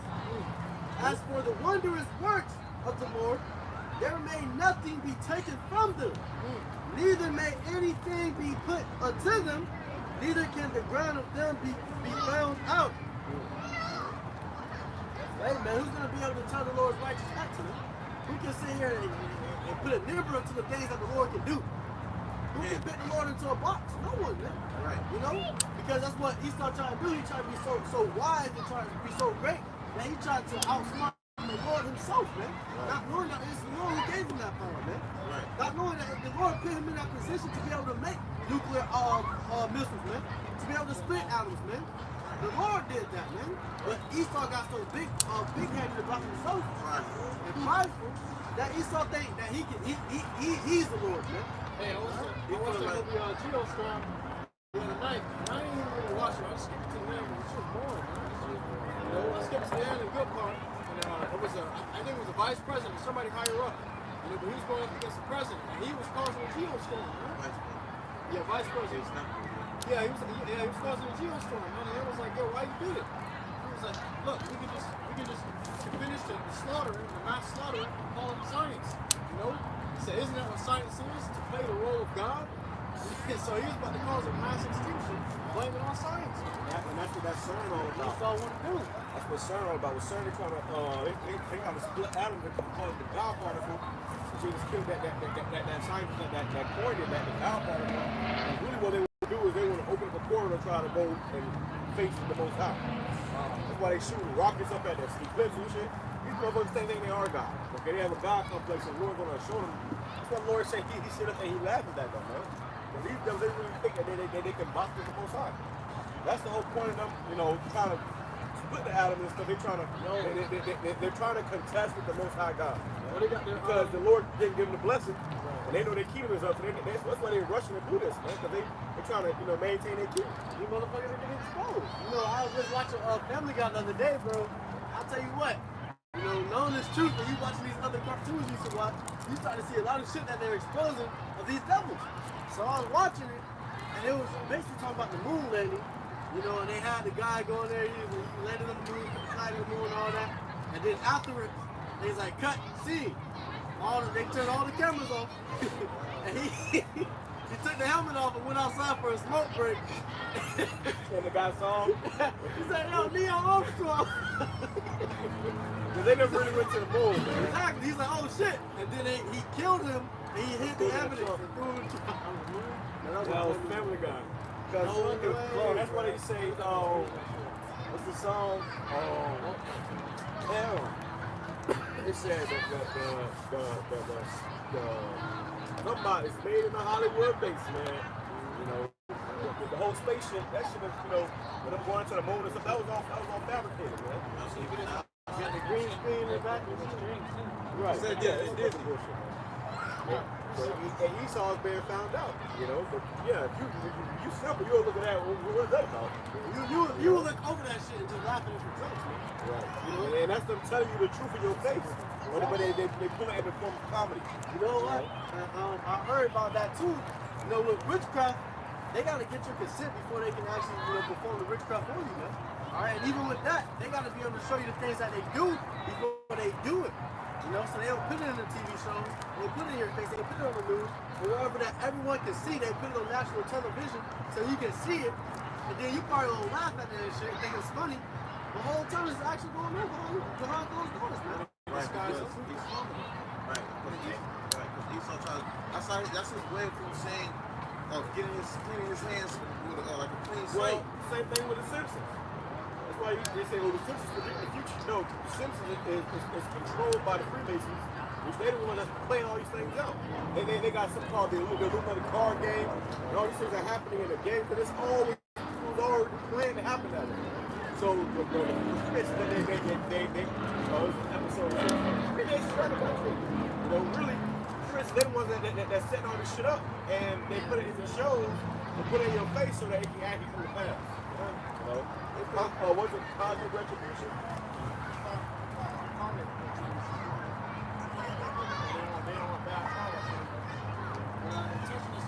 They got an idol God of destruction. And then there was a video out of them, you know, having a satanic ritual late night in front of that damn idol, man. You know, and then you got Shiva standing in the portal. You know, she's doing the demon or whatever that they have in front of their building is literally dancing inside of a portal. So they showing you how when they open up a portal, they're trying to open up a portal for the God of destruction. And now it's that whole I went into it last night about, you know, you got people like to see the demons and shit, man. You know, yeah. Taco Bell worker closing up, and he was showing around the store, and he went to replay back a video, and in the corner, there was literally a red-faced demon sitting there, like looking at him with black eyes. And he played it back, and he was terrified. You know, that's the fear of the Lord, man. Evil angel. Yo, I had a dream earlier this week, because these demons are starting to show themselves and starting to attack, man. You know, so I had this dream, you know, basically somebody sent me this video, and I already knew it was going to pop up with some scary shit. So I was like, okay. So it did it. It popped up with some scary shit. I was like, all right, bullshit. And I was about to text him out of my anger. I was like, bro, stop sending me this shit. But the phone froze, and I couldn't get out of the post. So it was replaying again, and it did it again, and the demon, it popped up in my face. And then I was like, what the fuck, bro? And I started getting agitated, and I got mad, and then I looked up, and it was like a demon right here in this corner, and that bitch just jumped down and bit my hand. So I started choking this bitch up, and I started calling the name of the Lord, and this motherfucker, you know, it went away, man. You know, but these, more of the story is, these demons are attacking you a lot more, man. You know, through your dreams, you know, while you're sleeping, you know, whatever, you know, you're gonna see, you know, demons everywhere, man. You know, through even regular people, man. Yeah, because when shark opening a portal, they don't open that spiritual realm up some more, man. And you know, on these clips, they showed you how people looking up, and we got some streaking across the sky. That was a cherry, right? That was a spirit. Right? They don't let me think about it. So now, in these last days, you're gonna start seeing people get possessed. There's gonna be more demons on you. Demons will start manifesting in front of you, man. Like that was one of the places that came across Egypt. About those monstrous apparitions, man. Bro, once you see them monsters, you're gonna literally be in your house, you're gonna see a demon 8 feet tall, standing in your kitchen, beating on this chest and shit. So, swell, nigga. Ready to box. You be in your house by yourself. You know how you home alone, walking out the middle of the night, motherfucker push your ass off the roof. That's what the whole paranormal activity is all about, bro. You got Edomites getting kicked down the stairs, getting thrown off the bed. That shit is real, bro.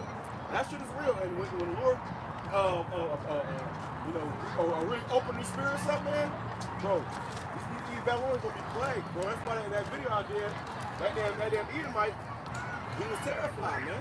But imagine how many people standing around over here like that all the time. You can't wait to put hands on him.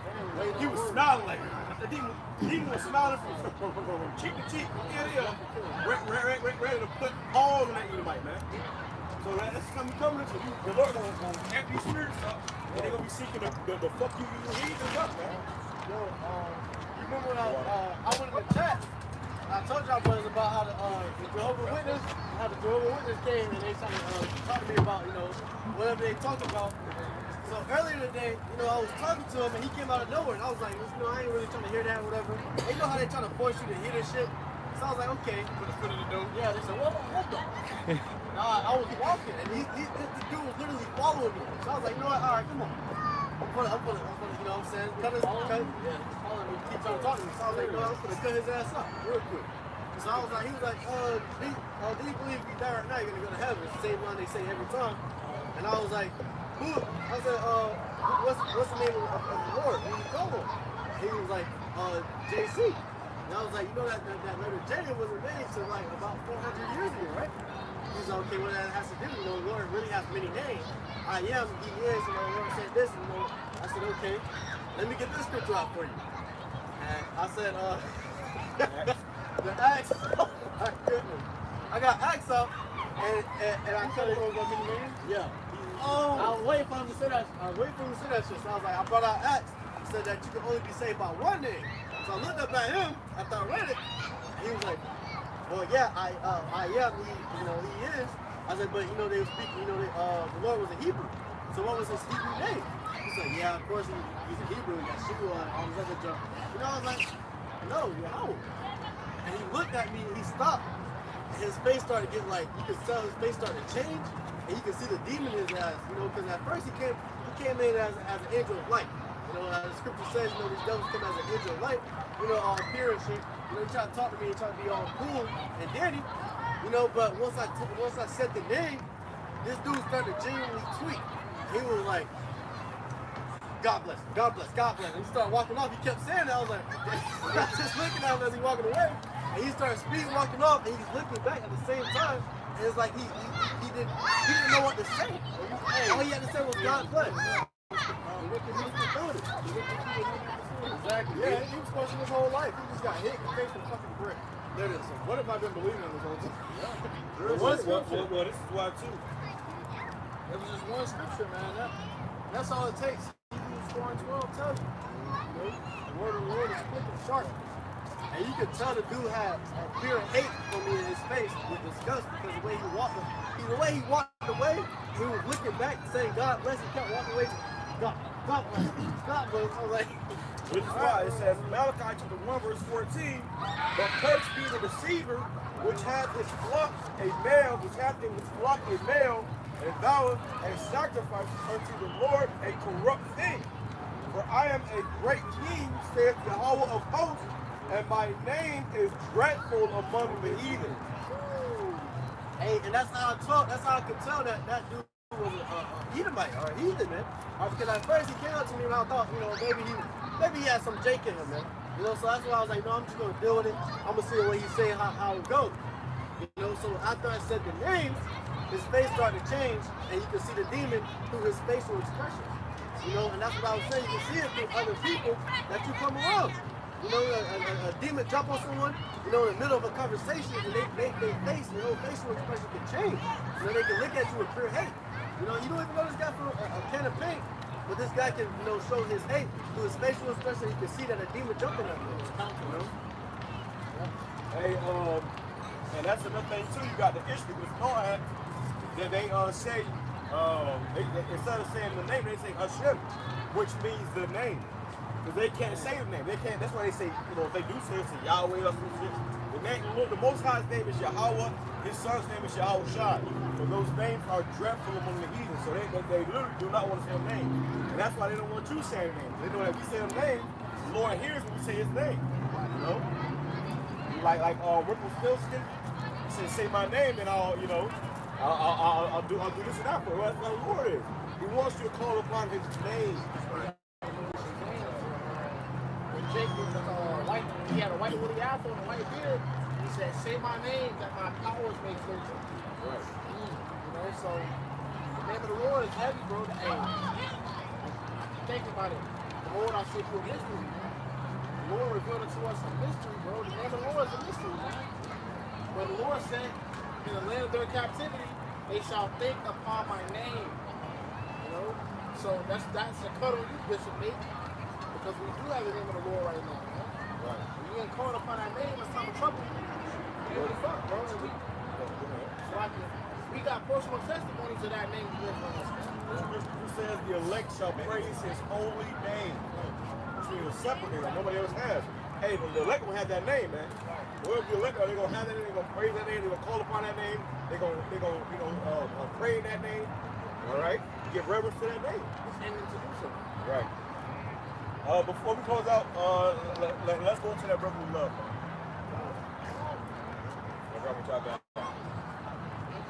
Let's bring it up. I got it.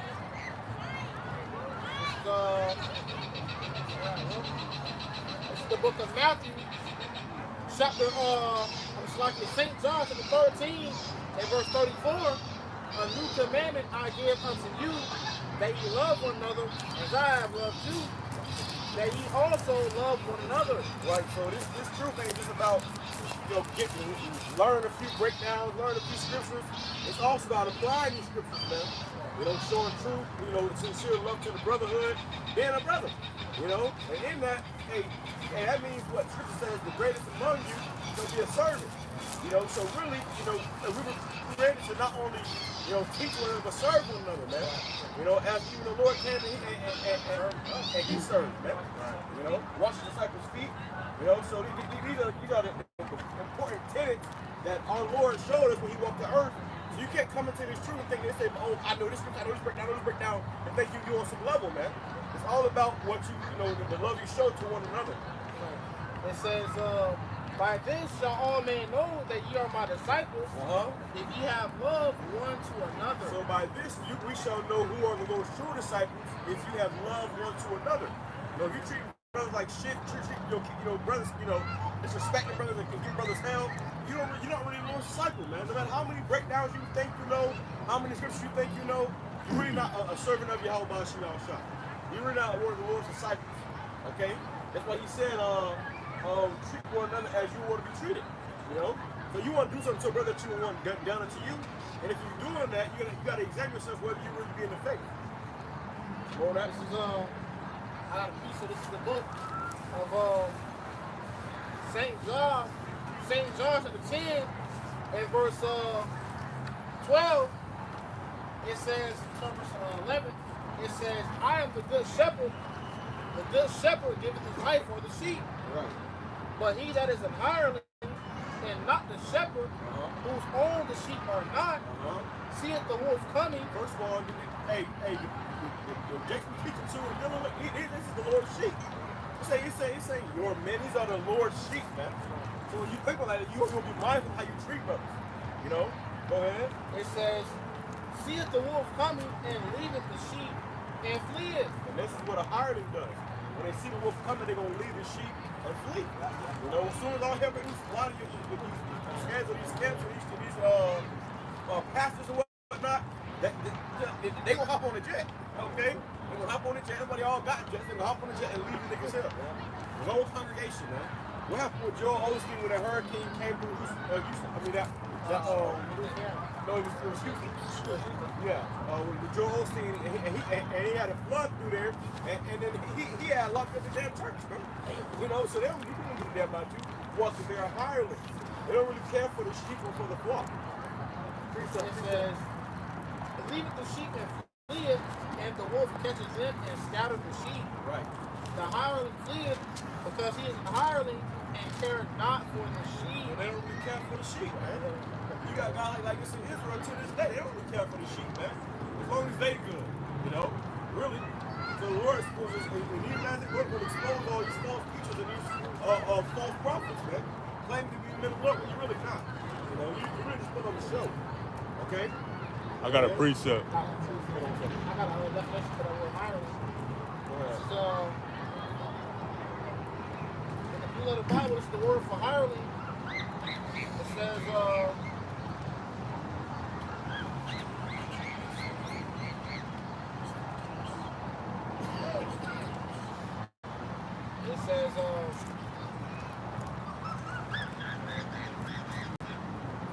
it says a wage worker or bad hired servant. A wage worker. So if you're working at a job, you hire a wage worker. They're not give them about the job. They do the job, go home, and play video games. Versus somebody who's actually, invested in the business, the owner of the business, wants to care about the business. Hey, they're there working for free. They're doing all the time. You know, they really care about the business. A wage worker will destroy your whole business, man. You know, because they don't really care about the business. Yeah, I don't pay them for shit, man. Right, they just come in to collect a check. All right. What was the other one? It says, it says, one hireling. Wage worker, good, bad, hired servant, hireling. A hired servant, right. So the Lord hires you. He hires you to watch out for his sheep, man. You've been employed to look out for his sheep when you're not doing that. You don't care about his sheep, man. The Lord, if you don't care about his sheep, the Lord doesn't care about you, man. right. The Lord said, if you love me, feed my sheep. The Lord said, when I was hungry, you fed me. I was naked, you clothed me. Who got that? Grab that. Go ahead. It's the book of 1 John chapter 4, verse 20. If a man say, I love Yahawah, and hateth his brother, he is a liar. He's a liar, man. Right?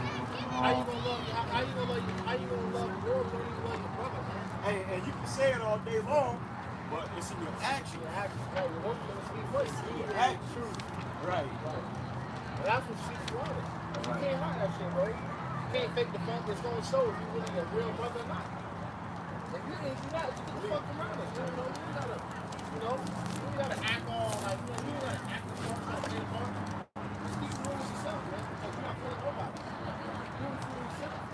But that's what you're doing before. Like, that's what you're doing, bro. The Lord's here, bro. Go ahead.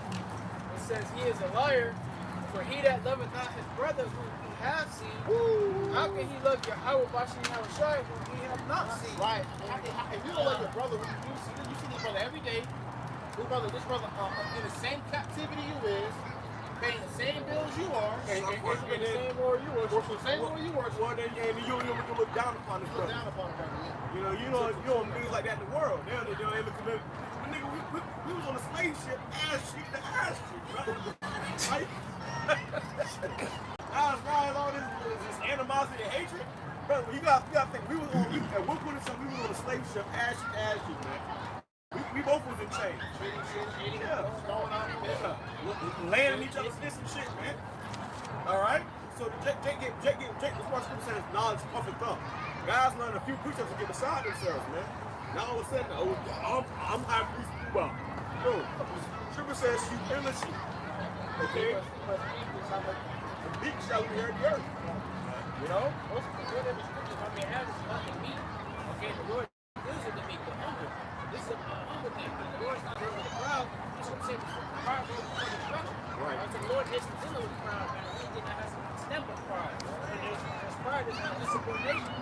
Right? If the disciples had pride, they feel like they were greater than the Lord, they would never listen to the Lord. They wouldn't be disciples. Right? So therefore, that's what the Lord doesn't do. The Lord couldn't use them. The Lord can use you. You're not, what's the word? A vessel fitted for the Father God. And it says, and this commandment we have from him, that he who loveth Yahweh loveth his brother also. This is a commandment. So when you say you love the Lord, you usually got to show it, but actually love your brother also. Okay? You got to love the Lord and love your brother. As brother said earlier, you can't say you love YAHAWASHI outside, you didn't see the Lord, you say you love your brother. Right. And that's and like, we all go through shit, man. But you still gotta be there for brothers, man. You gotta be there, man. Get beside yourself, thinking about yourself. This thing is about being selfless, man. Right. You're not thinking about yourself. Hey, you made a point. This thing about being selfless, and in the movie, if you watch that movie, the book of Eli, I had a dream about that, man, and the Lord kind of told me the same thing.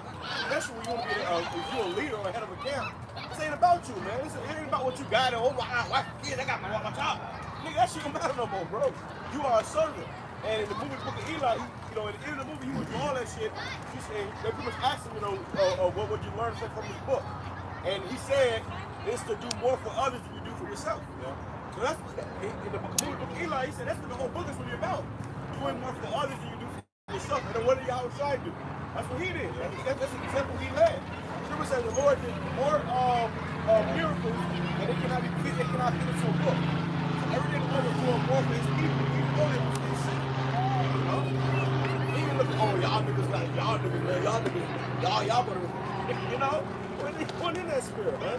So who are we to be in that spirit? Right. So you said about being humble in this thing, being meek for the quality, for the people shall inherit the earth, being lonely. Okay, we have to be humble, man. If he that exalts himself shall be abased, and he that abases himself shall be exalted. You got guys that exalt themselves. I may be lower on earth, but I'm higher in the spirit. What the fuck are you? Who do you think you are? Who do you think you are, man? Who told you that? But that just goes to show you that a man, that's a man exalting himself. And them demons that come to you, you gotta check that shit, bro. Those who are thinking themselves to be something. That we are nothing. When them demons come to you, you gotta check that shit. You can't go fall in, lead into, because that's what Satan does. He'll think in your mind, oh no, you better.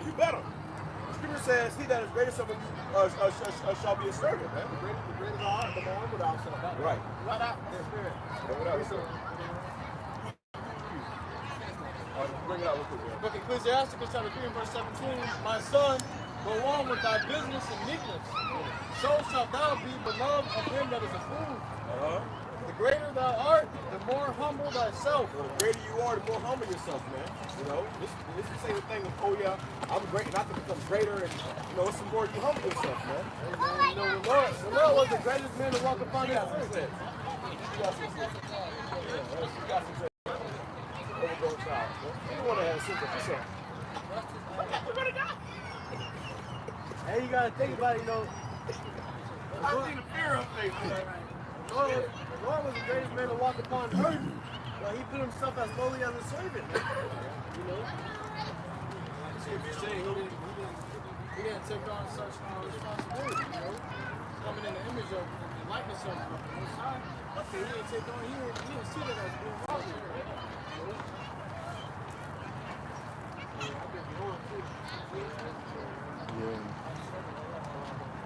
All along. YAHAWAH, BAHASHAM, YAHAWASHI, BAHASHAM, QADASH. Right over there. Lincoln.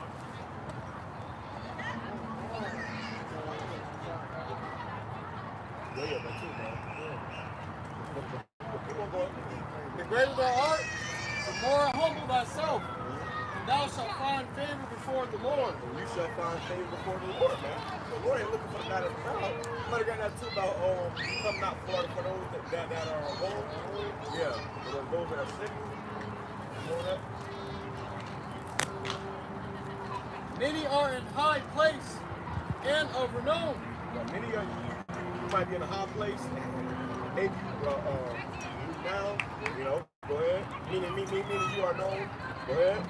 But mysteries are revealed unto the meek. But mysteries are revealed unto the meek. So no matter how high you are, you got to remain meek and humble, man.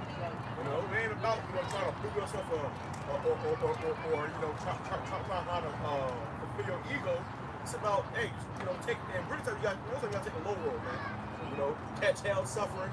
You know, this ain't about trying to prove ourselves, man. It's about really improving, man. You know, through the Spirit. And in that, we are being proved in the eyes of YAHAWASHI. That's when the Lord gives you more understanding of these mysteries, man. You start to suffer with you more. He said, we shall decrease. We shall decrease, and he shall increase. For the power of the Lord is great, and he is honored of the lowly. Grab that too. Seek not out things that are too hard for thee. Seek not out things that are too hard for thee. They trying to figure out if you over a brother on earth, Right.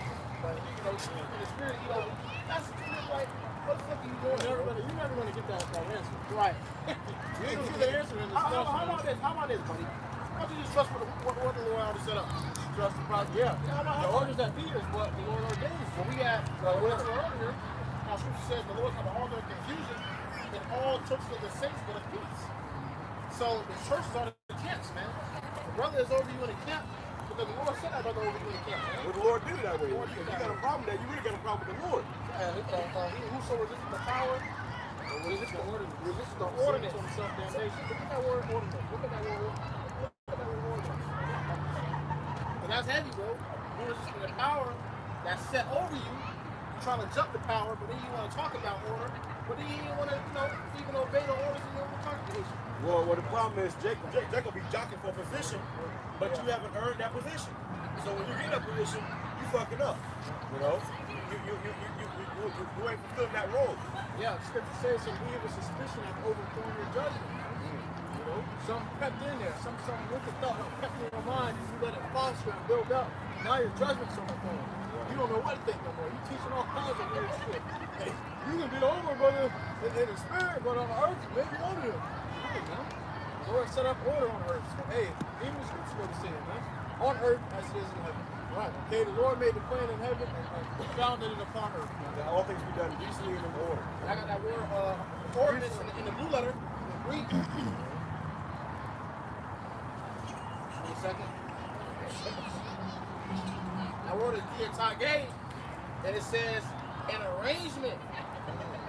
All right? So this was already arranged before you were even born, bro. Before you even born, this was already arranged.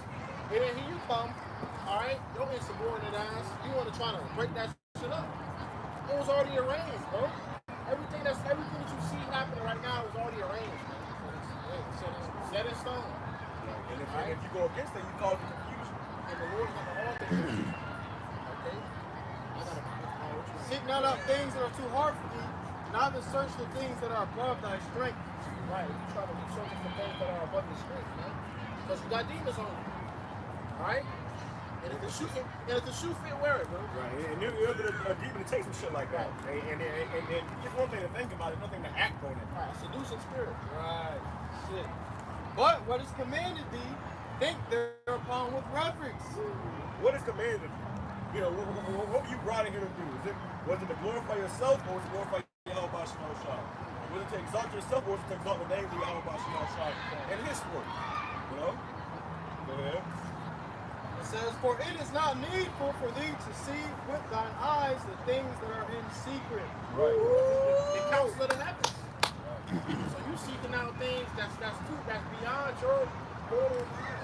Beyond your jurisdiction. How about you just set yourself in order, man?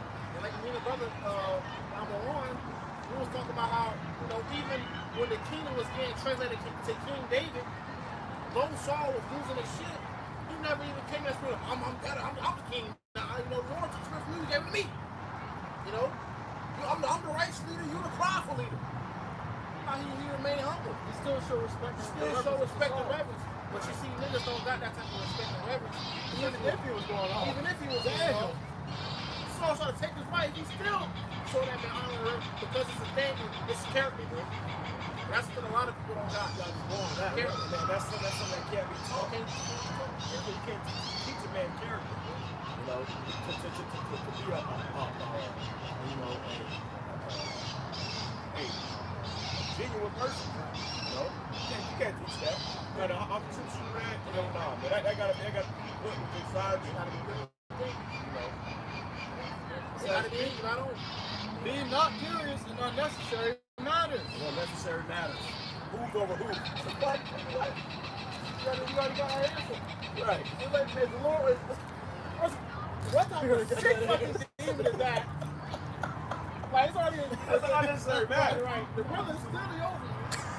Brother, you gonna think, hold on. The truth. But the brother gonna tell the truth. Was it the truth before you?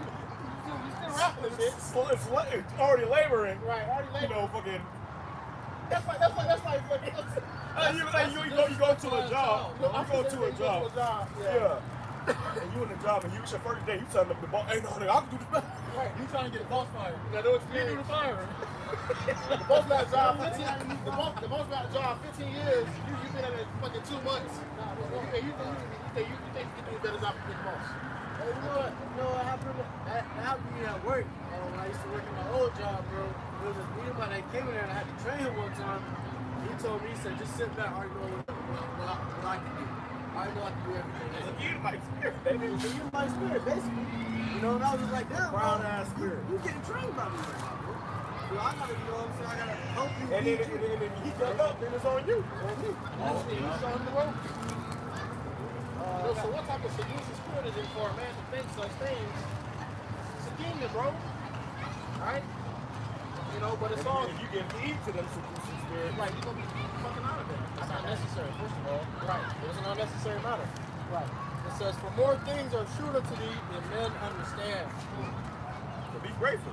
How about just be grateful, man? If you can break down these scriptures, you got to break down, get to understand it. Be grateful. Don't go try to seek above and beyond. I can be better. I can be greater. What? Come on, man, chill. You know? The Lord despises the spirit like that. Right. You know? And that's example for all of us, brothers. Hey, you seeing these examples, man. These are examples for us, so I remember how we should be in the spirit, man. Hey, man. You know? Me and the brother was talking. Like, when the Lord making an example, you gotta be glad it wasn't your ass, bro. Right. Really? Because the example was set up so the next brother can hear. Right. You know, so the next brother can learn. So you really just gotta be glad to have it. I'm glad it wasn't me. You know? That's why YAHAWASHI fear, man. The Lord's not a joke, bro. For many are deceived by their own vain opinion. Woo! Their own thing. That's a pain. You were deceived, my man. You were deceived, brother. And hey, guess what? Hey, deceive and deceiver are both his. The seed and the deceiver are both his, man. Yeah. YAHAWASHI gives sight, and he also makes you blind. You know? Brings light and brings dark. That's right. The Lord said, I feel like great darkness, man. Narcissistic.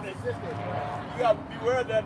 Well, one of the brothers went into that earlier this week about that narcissist spirit. Be mindful of that narcissist spirit, bro, because that is a spirit you don't want to operate with, man. Hello. YAHAWAH, BAHASHAM, YAHAWASHI, QADASH. Every time he out here, crazy, serious, man. Never fails. That's the angels constantly flying over and watching with the brothers. You know? So we ain't out here on our own accord. It's just out here winging it. No, this is all through the spirit of Yahweh YAHAWASHI. Two or more gathered in my name. Right. Right. Lord and kept around them that fear him. See? But finish up. And an evil suspicion hath overthrown their judgment. So yeah, once upon a time you had righteous judgment, now your judgment has been overthrown by an evil suspicion. An evil suspicion. Suspicion. You know, and before you know it, your ass out of there, man. Because you get room to one demon, now 2, 3, 4, 5, 6, 20 demons on your ass, doing the Harlem shaking in your damn head. Having a house party. Yeah, they live in your head rent free. Because you allowed it. You didn't follow the particular scriptures that cast some demons off you. Demons jump on all of us, bro. Demons can jump on any of us. Don't think of you, demon ain't jump on, demon fuck with all of us, bro. But if you give into that shit, it's gonna take your ass for a ride. Okay? It's like you on a roller coaster in your mind. Demons take your ass for a ride. You can be seeing shit and nobody else seeing it. That demon he got your ass. And a demon will ride your back and send your ass run right off a cliff. You know? Like that movie Smile. That woman, she was seeing them demons. Nobody else was seeing it. That's right. Nobody else was seeing it, and then she ended up fucking, killing her damn self. But that's what that demon rolled her ass, man. She was giving into it. You know, she was freaking the fuck out, kept dropping the glasses. You know. It says, dropping in verse 26, a stubborn heart shall fare evil at the last. And he that loveth danger shall perish therein. You got a stubborn heart, you can't forgive. Can't get over the fence. Okay, you stuck on one thing, you can't move on. Guess what? You're gonna fare evil at the last. Right. It's gonna come back to bite you in the last. Right. And the truth, we're taught to be forgiven. We're taught to, hey, because we ain't shit. That we can't forgive. And we need to be forgiven. Right. That's what I was gonna say. Because knowing all the shit that you did in your life, speaking in general, it's like God's life, and I was showing you comes for you to forgive. You gotta forgive, bro. Because you want to be forgiven. You need to be pardoned for your sins, man. And somebody doesn't understand. It comes a time where in your walk where you're not going to understand mercy until you need mercy. Right. And we're saying I can forgive you, but the Lord don't have to. That's not forgiveness. Right. You saying I can. You didn't even say I forgive you. You said I can forgive you, but the Lord don't have to. Right. That's not forgiveness, man. That's hatred. That's hatred. The brother don't hate. Well, imagine if YAHAWASHI told you that. Wow. Damn. Because YAHAWASHI is mediator. Imagine YAHAWASHI saying, hey, look, I can forgive you, but the Yahweh got to forgive you. Well, imagine saying that. But imagine saying that to YAHAWASHI. Because the Lord says, see everyone as himself. Huh? Let the least of you be seen as YAHAWASHI. Imagine saying it to you. You're just being a nigga to the Lord, man. You like to help that, bro. On that? Yeah. We got this one. This is Galatians chapter 6, verse 1 in the NLT. Dear brothers and sisters, if another believer is overcome by some sin, you who are godly should gently and humbly help that person back into the right path. Right. So, bro, be me. Consider thyself. And it said gently and humbly help that person back onto the right path. Not shit on him, not trying to try to destroy him, not trying to not look down on him, in front of the whole fucking world. Not kick him while he's down. Shit. That's a nigga spirit. You got men in those spirit that'll kick you while you're down. Or that'll try to help you and then talk shit about you while they help you. What kind of shit is that, man? Set him not beside you, that's he seek to overthrow you. Or like a nigga that'll feed the homeless but got a camera in their face. Yeah. They think about all the views on the gift of this. A nigga that got anything you do something, what can I get out of this spirit?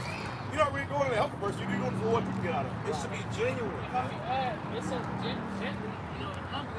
When you do that gently and humbly, that's a meek and genuine and sincere act. Right. Right. And that's the point of it. It's sincere. That's coming from the spirit, heartfelt. You know. It says, and be careful not to fall into the same temptation yourself. Right, so now, and you know, what the Lord will do is he'll put you in the same situation. You know, you kicking this brother, you see this brother like shit. Now, when the Lord puts you in a situation, now what? Right. You know? And that's how the Lord works, man. You can't come in that spirit, bro, because if you do, the Lord looking at you the same way. Right. At the end of the day, the Lord is the Savior, bro. Right. The Lord got to come and beam you up. You know? And if I may add, hey, depending on how you handle that situation, it's going to depend on the difficulty level the Lord's going to put that on upon you, man. Because you could be in a situation where you need this, you need help, or you need mercy. Hey, depending on that situation, how you handle it, hey, the Lord going to make it just that much harder for you, or that much easier for you. Right. You see?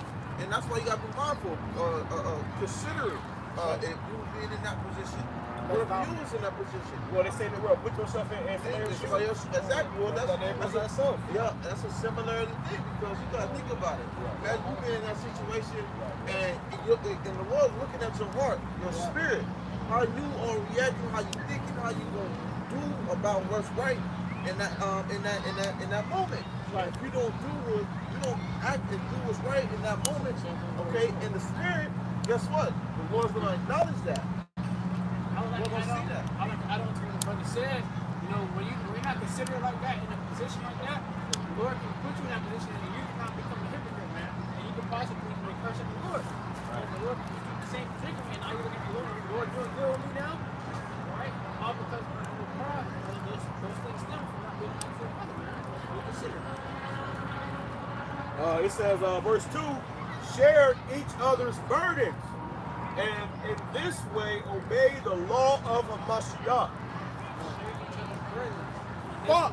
Obey the law of Mashiach. You know, certain brothers don't want to share the burdens of other brothers. When in reality, you should be quick to share the burden with another brother, man. Right. Not hasty. You should be quick to do it. Okay, you should want to share a burden with a brother. Hey, if a brother needs help, you should be one of the first ones. Hey, brother, I got you. You going to do this? Hey, fill me in. Let me try to help you. You should be quick to try to take on and help a brother with their burden. Not, oh no, that's a burden. I don't want to do this. I can't do that.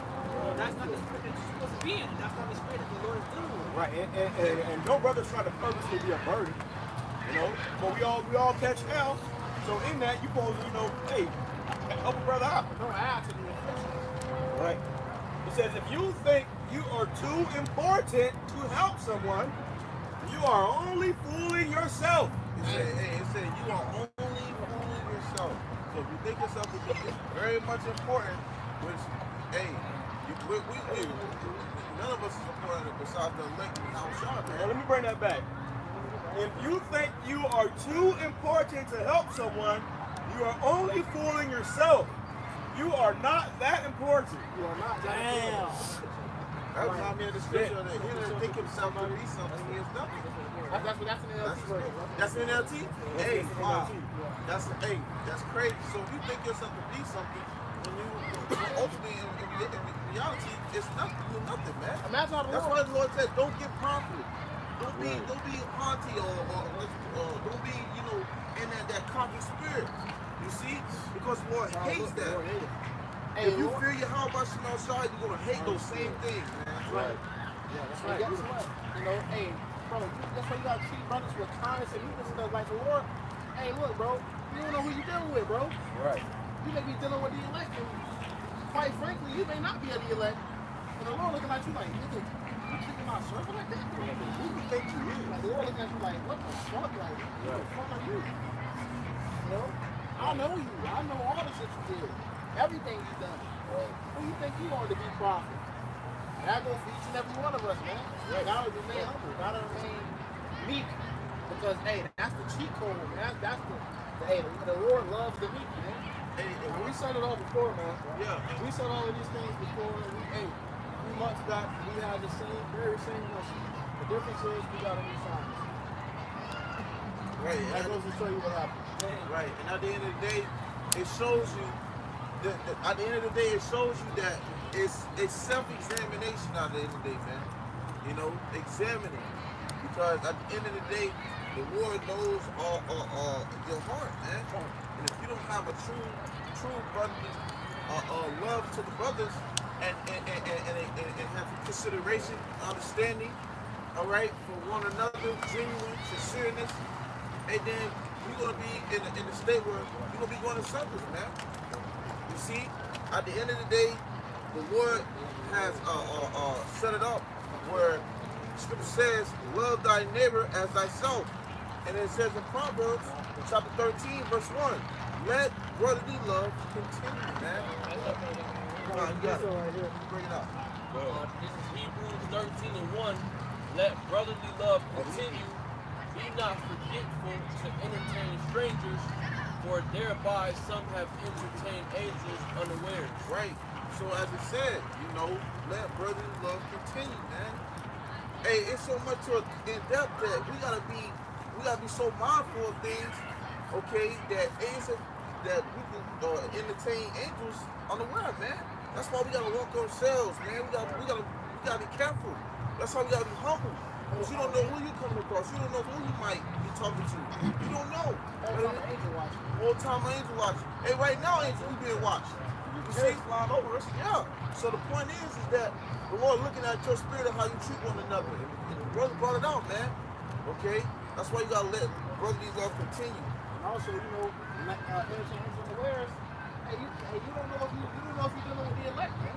Right. You don't know who the Lord favors and who he loves more. You don't know that. You don't know who that brother is in his dream. Right. You don't know who that brother is, man. That brother may, the Lord may really be fond of that brother, man. The Lord may have a deep love for that brother. You treat that brother like shit, and the Lord looking at you with smoke in his nose, man. Because, hey, that brother can't come at you because that brother humble and meek, but the Lord can. You like it. You ain't gonna like when the Lord come at you. The Lord will make you hurt, man. Right. And the Scripture said the Lord gonna be searching Jerusalem for cornerstones, man. You know, bunch of punishing men settled on their leaves. There's a mental version of being settled on your leaves and actual physical, man. You in your mind like, oh yeah, the Lord ain't, you know, this ain't happening, that ain't happening, I'm good, I'm gonna do this, and that. Chill and take it easy. You know, the Lord will come through and move the candlestick out of his place. You know, that's why we pray the Lord have mercy upon us with meekness and humbleness and humility. Okay, because what? We're not anything. We think ourselves to be something, the Lord gonna show us that we're nothing. Right, we ain't shit, man. We are serving to YAHAWASHI, man. Hoping that we operate the Zambia that elect to be able to be delivered and get up out of here, man. In the meantime, we are serving to YAHAWASHI in fear and trembling, hoping to get the hell up out of here. That's why they say hopeful elect, man. Hoping. Hey, we hoping, man. Let's continue to hope and stay humble and serve YAHAWASHI. That's it.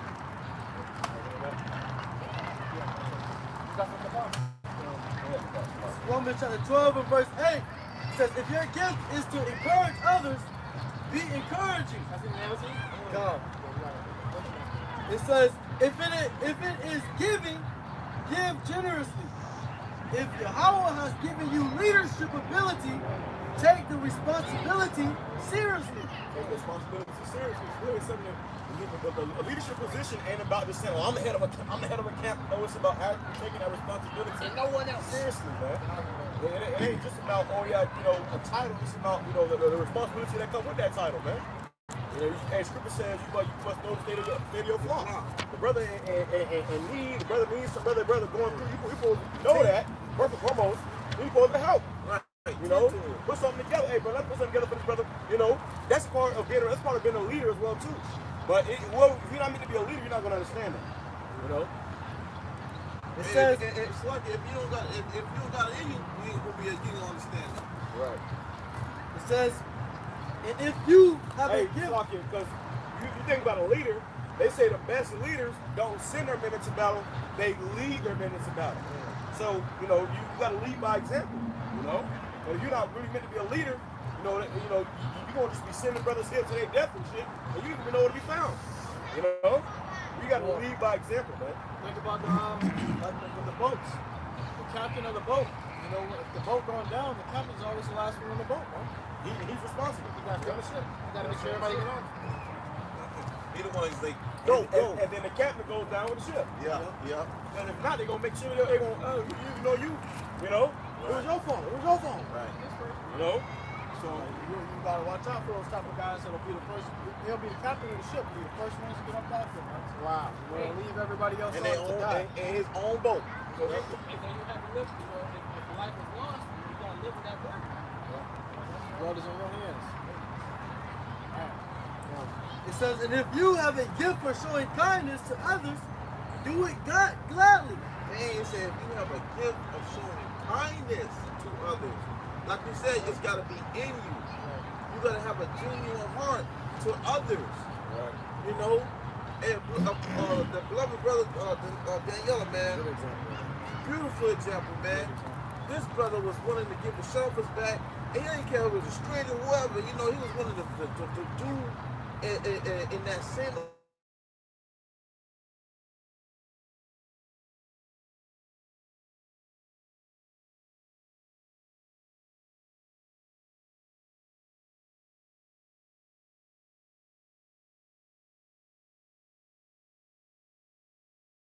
He did that to his person, man. Now you get the Lord calling my shit outside of us, He good now, man. Yeah, he good. See, we stood out here in hell, and he in paradise. See? So, call on y'all by But that was, a beautiful example, man. It goes on to say, don't just pretend to love others. Really love them. Slow down, brother. Slow down. Yeah. Bring it back. Bring it back. Okay. It says, don't just pretend to love others. Really love them. Right. You love them, man. And that's on your actions, man. You know, it ain't just about pretending and so show it, man. Show you can show somebody better than you can tell somebody. You know, and you're gonna get ample opportunity to show. That's right. Okay? You're gonna get ample opportunity to show it, man. And do this.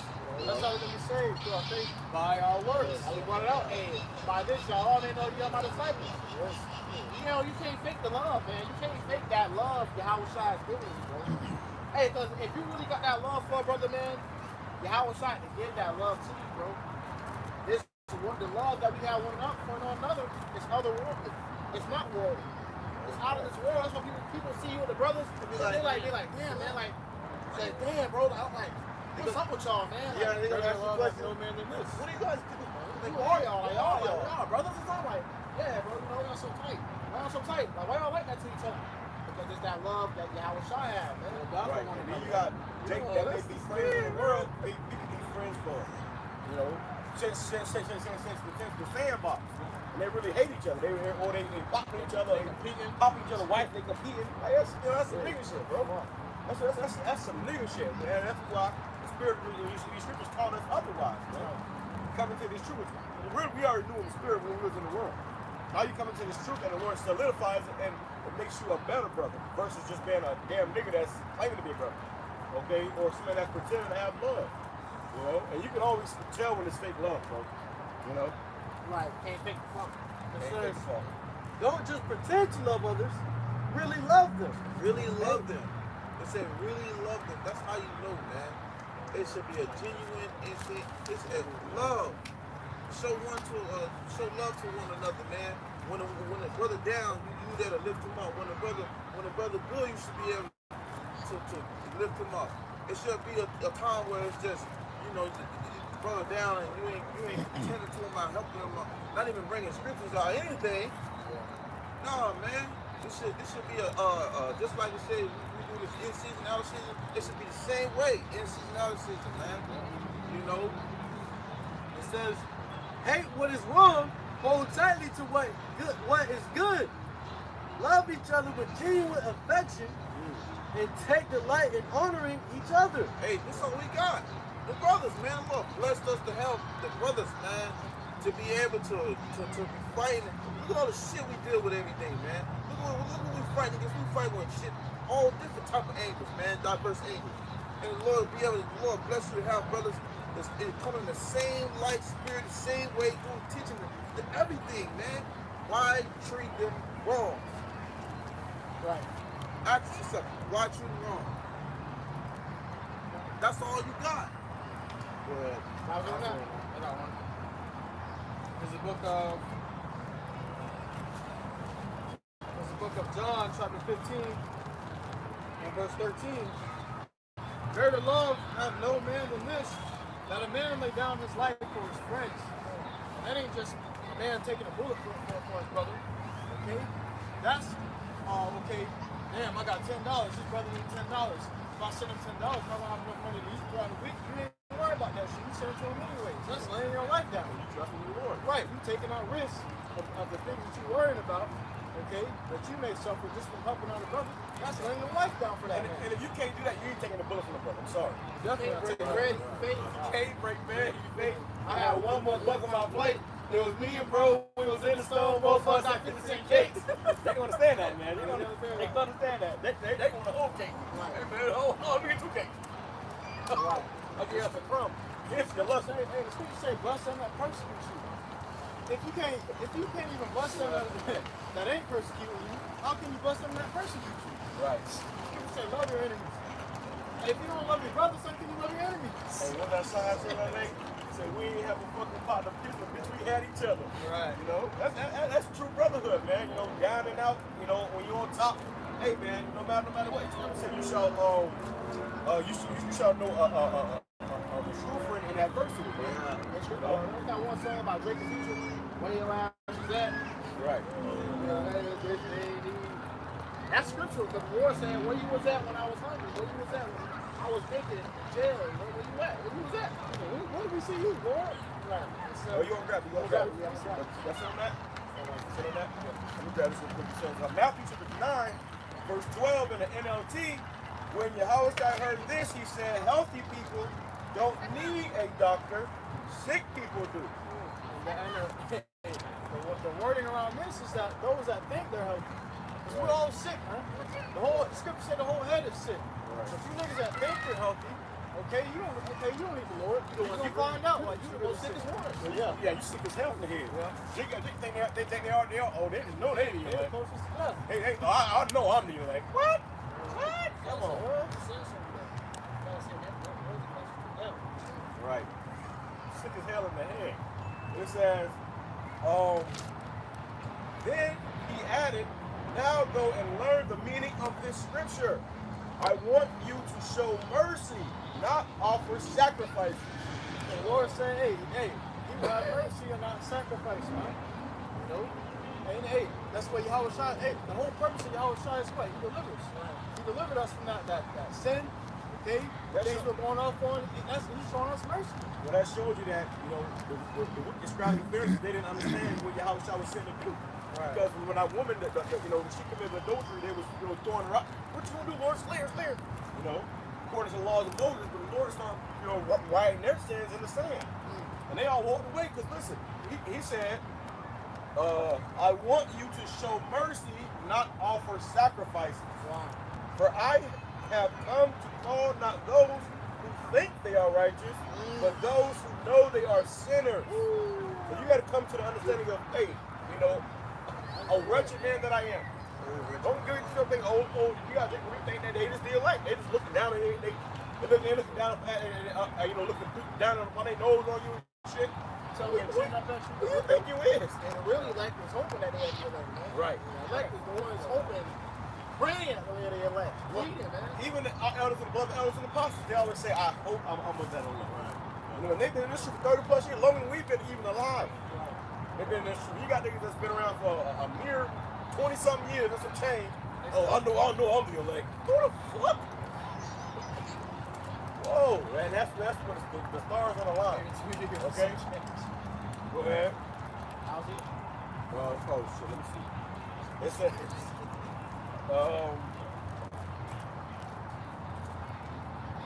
that's It's the book of Matthew, chapter 25, verse 31. When the Son of Man shall come in his glory, and all the holy angels with him, then shall he sit upon the throne of his glory, and before him shall be gathered all nations, and he shall separate them one from another, as a shepherd divideth his sheep from the goats. And he shall set the sheep on his right hand, but the goats on his left. And the king, then shall the king say unto them on his right hand, Come ye blessed of my Father, inherit the kingdom prepared for you from the foundation of the world. For I was in hunger, and you gave me meat. I was thirsty, and you gave me drink. I was a stranger.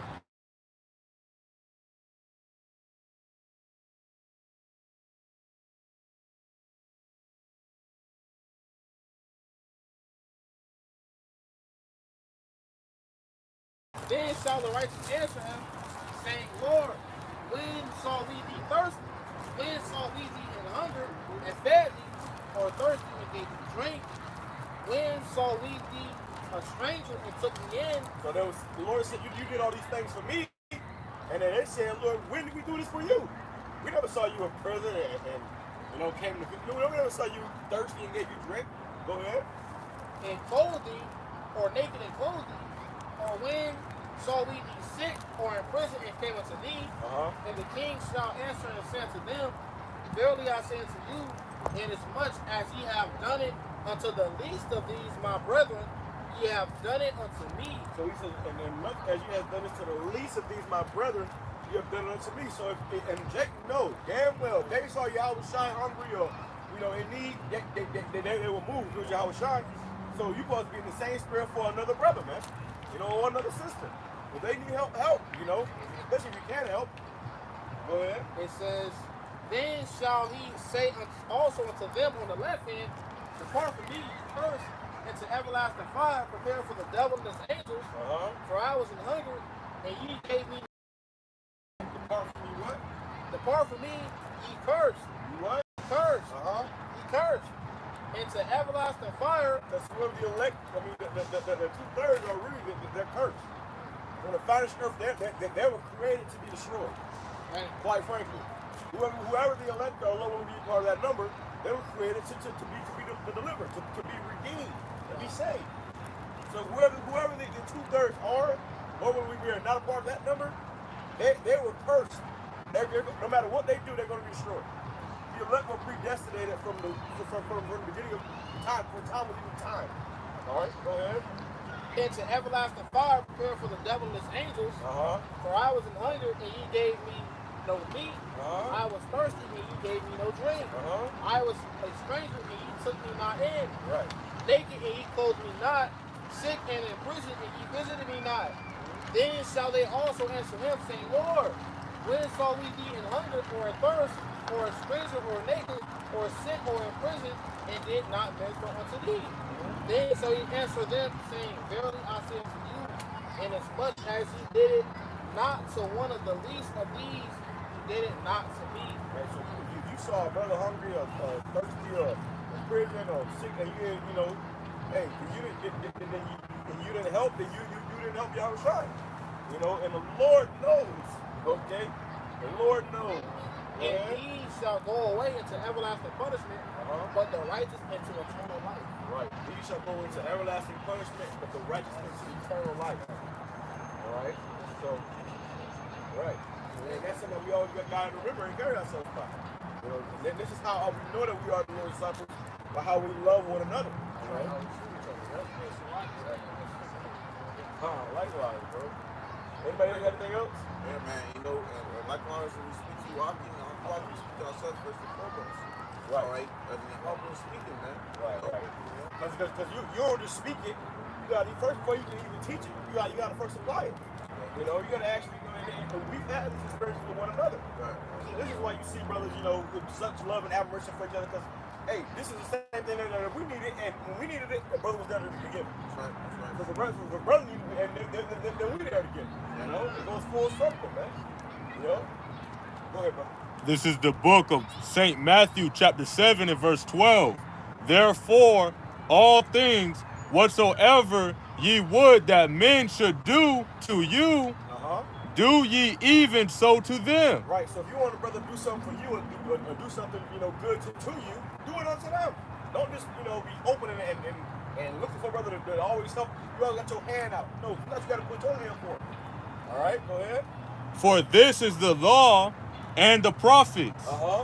Enter ye in at the straight gate. Right. For wide is the gate, and broad is the way that leadeth to destruction. Right. He said this is the law and the prophets, man. So this is the main thing the Lord looking for. He's not looking for you to, oh yeah, you and your friends every single day. No, bro. He's looking for how you love one another. You know, have your spirit been purified, or are you just a nigga with 10 different colors of friends on? You know, Scripture says, those that are Jew inwardly rather than outwardly. What's the paraphrasing, man? So, yeah, you can have on you can have the look and play and put on that costume, but is it really in you? Right. You see? That's what God is supposed to. Right.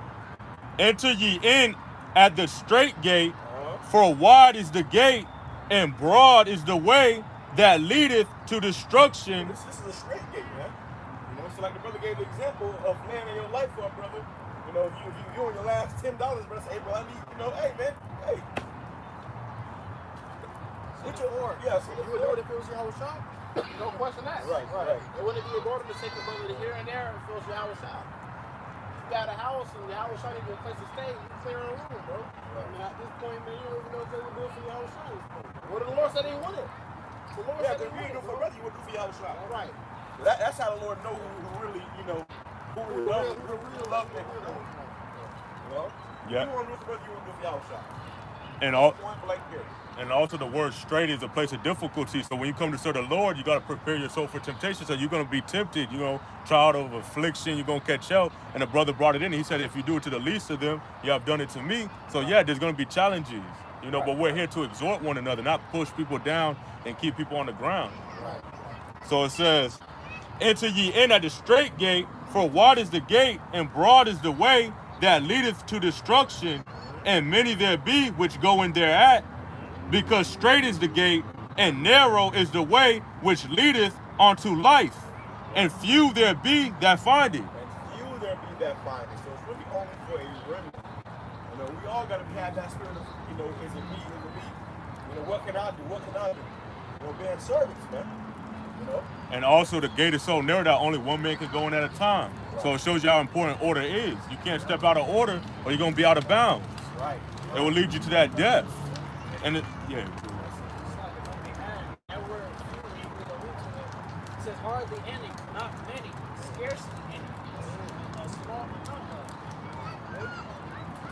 it says, beware of false prophets which come to you in sheep's clothing. They may have the garment on. They may know how to do some. They may do all these things right because they got their sheep's clothing. So outwardly they look like the men of the Lord. They have the beard. They may have they may have all that, man. So go ahead. But inwardly they are ravening wolves. Inwardly they are ravening wolves. Right, just the down the sheep. Just destroy man's faith. Hey, that's what you gotta be aware of. The Lord said beware of that, man. Put this out there. Somebody got to fit that scripture. And you ain't got to tell us whether you fit it or not. We gonna see it. Okay, we can see it. It says, ye shall know them by their fruits. Do men gather grapes of thorns or figs of thistles? Hey, and you go ahead and break that down. All right.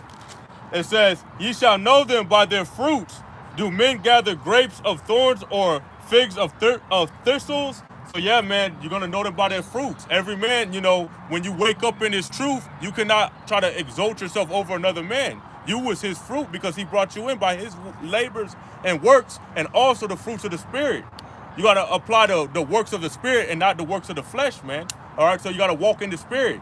All right, so it's very important of your actions. Actions speak louder than words. Anybody can be a precept king. Anybody can memorize the scriptures. It's not just how good your memory is. It's about how you're walking in this walk, man. Okay? So you're going to look at a man based off of his character and his actions. It says, verse 17, even so, every good tree bringeth forth good fruit, but a corrupt tree bringeth forth evil fruit. So that's how you're going to know a man, by his actions, who he gathers around, who he associates with. This is a congregation, all right? And we're a body of believers. The brother already brought it out, compelled them to come in, all right? And not everyone can come in, all right? The Spirit will figure you out if you're not a true brother showing brotherly love, because that's the most important part of the law, man.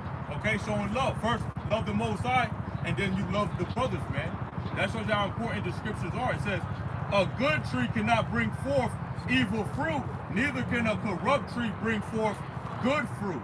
So it shows you the gathering is very important, man. All right, so men that are doing the works of the Spirit, they're going to gather in, men that are like-minded. There's not going to be divisions or separations, man. Okay, when there's divisions and separations, that's showing you that the Lord is what? Taking out the leaven. Because YAHAWASHI said a little leaven leaveneth the whole lump. Right. So it's very important to be walking in the Spirit, man. Okay? Lead by example, basically. Which leading by example is your actions. It says, every tree that bringeth forth good fruit, Salakia, verse 19. It says, every tree that bringeth not forth good fruit is hewn down and cast into the fire. And like we said, we get tested by what? The furnace of adversity. So we're catching how without being refined. But if you are a reprobate or part of the 2/3, which are the reprobates, which are for the judgment, you will be burned in that fire, man. Which the brothers have a perfect sign, of the nuclear missiles, all right, hitting America. That's the second death. All right, the elect will not taste of that fire, man. The wrath of the Lord, man. Okay, so it says, verse 20, wherefore by their fruits ye shall know them. So you can fake it with your words, but we're looking at your actions. All right, the fruits of the Spirit, man, is very important to apply. It says, verse 21, not everyone that saith unto me, Lord, Lord, shall enter into the kingdom of heaven. But and scriptures even say, I believe we was going in it before camp, the park, right? It was Galatians chapter 5, I believe. Yeah, 5 and 19. Yeah, and it talks about who will not go into the kingdom of heaven. Drunkards, revilers, emulations, and there was a list. You can go into that, read that chapter, because it's very important. And it also talks about the ones that will enter into the kingdom, man. So we're preparing ourselves to be fit for the kingdom by what? Applying the fruits of the Spirit. It says, but he that doeth the will of my Father which is in heaven, many will say to me in that day, Lord, Lord, have we not prophesied in thy name? And in thy name have cast out devils? And in thy name done many wonderful works? Yeah, because the name of the Lord is true power, man. Okay? But how are you using the power, man? Are you using it maliciously, or are you using it honestly and sincerely? Scriptures say to worship the Father in spirit and in truth. You have to be truly sincere in this truth, man. And hey, you're gonna be found out. The Lord is looking at your works. All right, He's looking at your actions, man, your deeds. It says, and then will I profess unto them, I never knew you. Depart from me, ye that work iniquity. And that also goes into the separation of the sheep and the goats. But the brother brought out, man. He said, depart from me. The ones that did not, help out, the men that are suffering in this truth, man. Why? Because you don't deserve a reward for the evil works that you have done. The only reward you'll deserve is fire, man. Right. So that's why it's very important to repent. It's very important to apply the scriptures every day. It's a battle, man. Before we close out, for those that want to know, you tell them why you're here. What did you see here? Yeah, so, I suffered a lot of hell. The Lord took everything from me. My car, I was living in my car and all these things. And these brothers, they showed me brotherly love, man. Although I was separated, from prophets in Babylon, and it was the will of the Lord, He led me down to be with company of prophets. But then, I had to leave that because my house wasn't in order, so I couldn't reprove the people. I wasn't, getting enough help from them. So, I had to just separate. I had to, meditate and, better myself by taking away all the distractions. But then I got to a point where I was sleeping outside in the streets, man. All right, my neighbors took me in from my family's house, and after they took me in, I told Zawam, when they seen that he dropped me off, they thought I had no friends. They told me. Let's keep it simple. Okay, I'll keep it simple. I got kicked out of there, and then he took me in, bro. So I was like, damn, you showing love even though we separated. And that shows you, even though, he knew me, he still showed that love, and the love was still there. They said, well, welcome back. They showed the love by their works, man. And I can tell, it's not just about what you say, it's about your actions, man. That's right. Yeah, come on. All right, so And you can give your testimony, you know, another time. Yeah, cool. But, you know, just so everybody ain't to put the confusion. All right. So with that being said, when we're gonna close out, you gonna close out for us?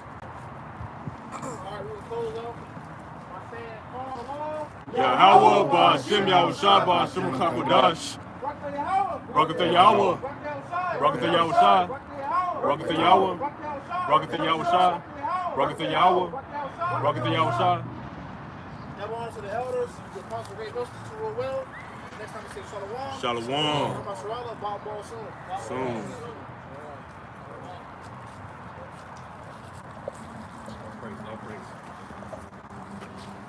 And yeah.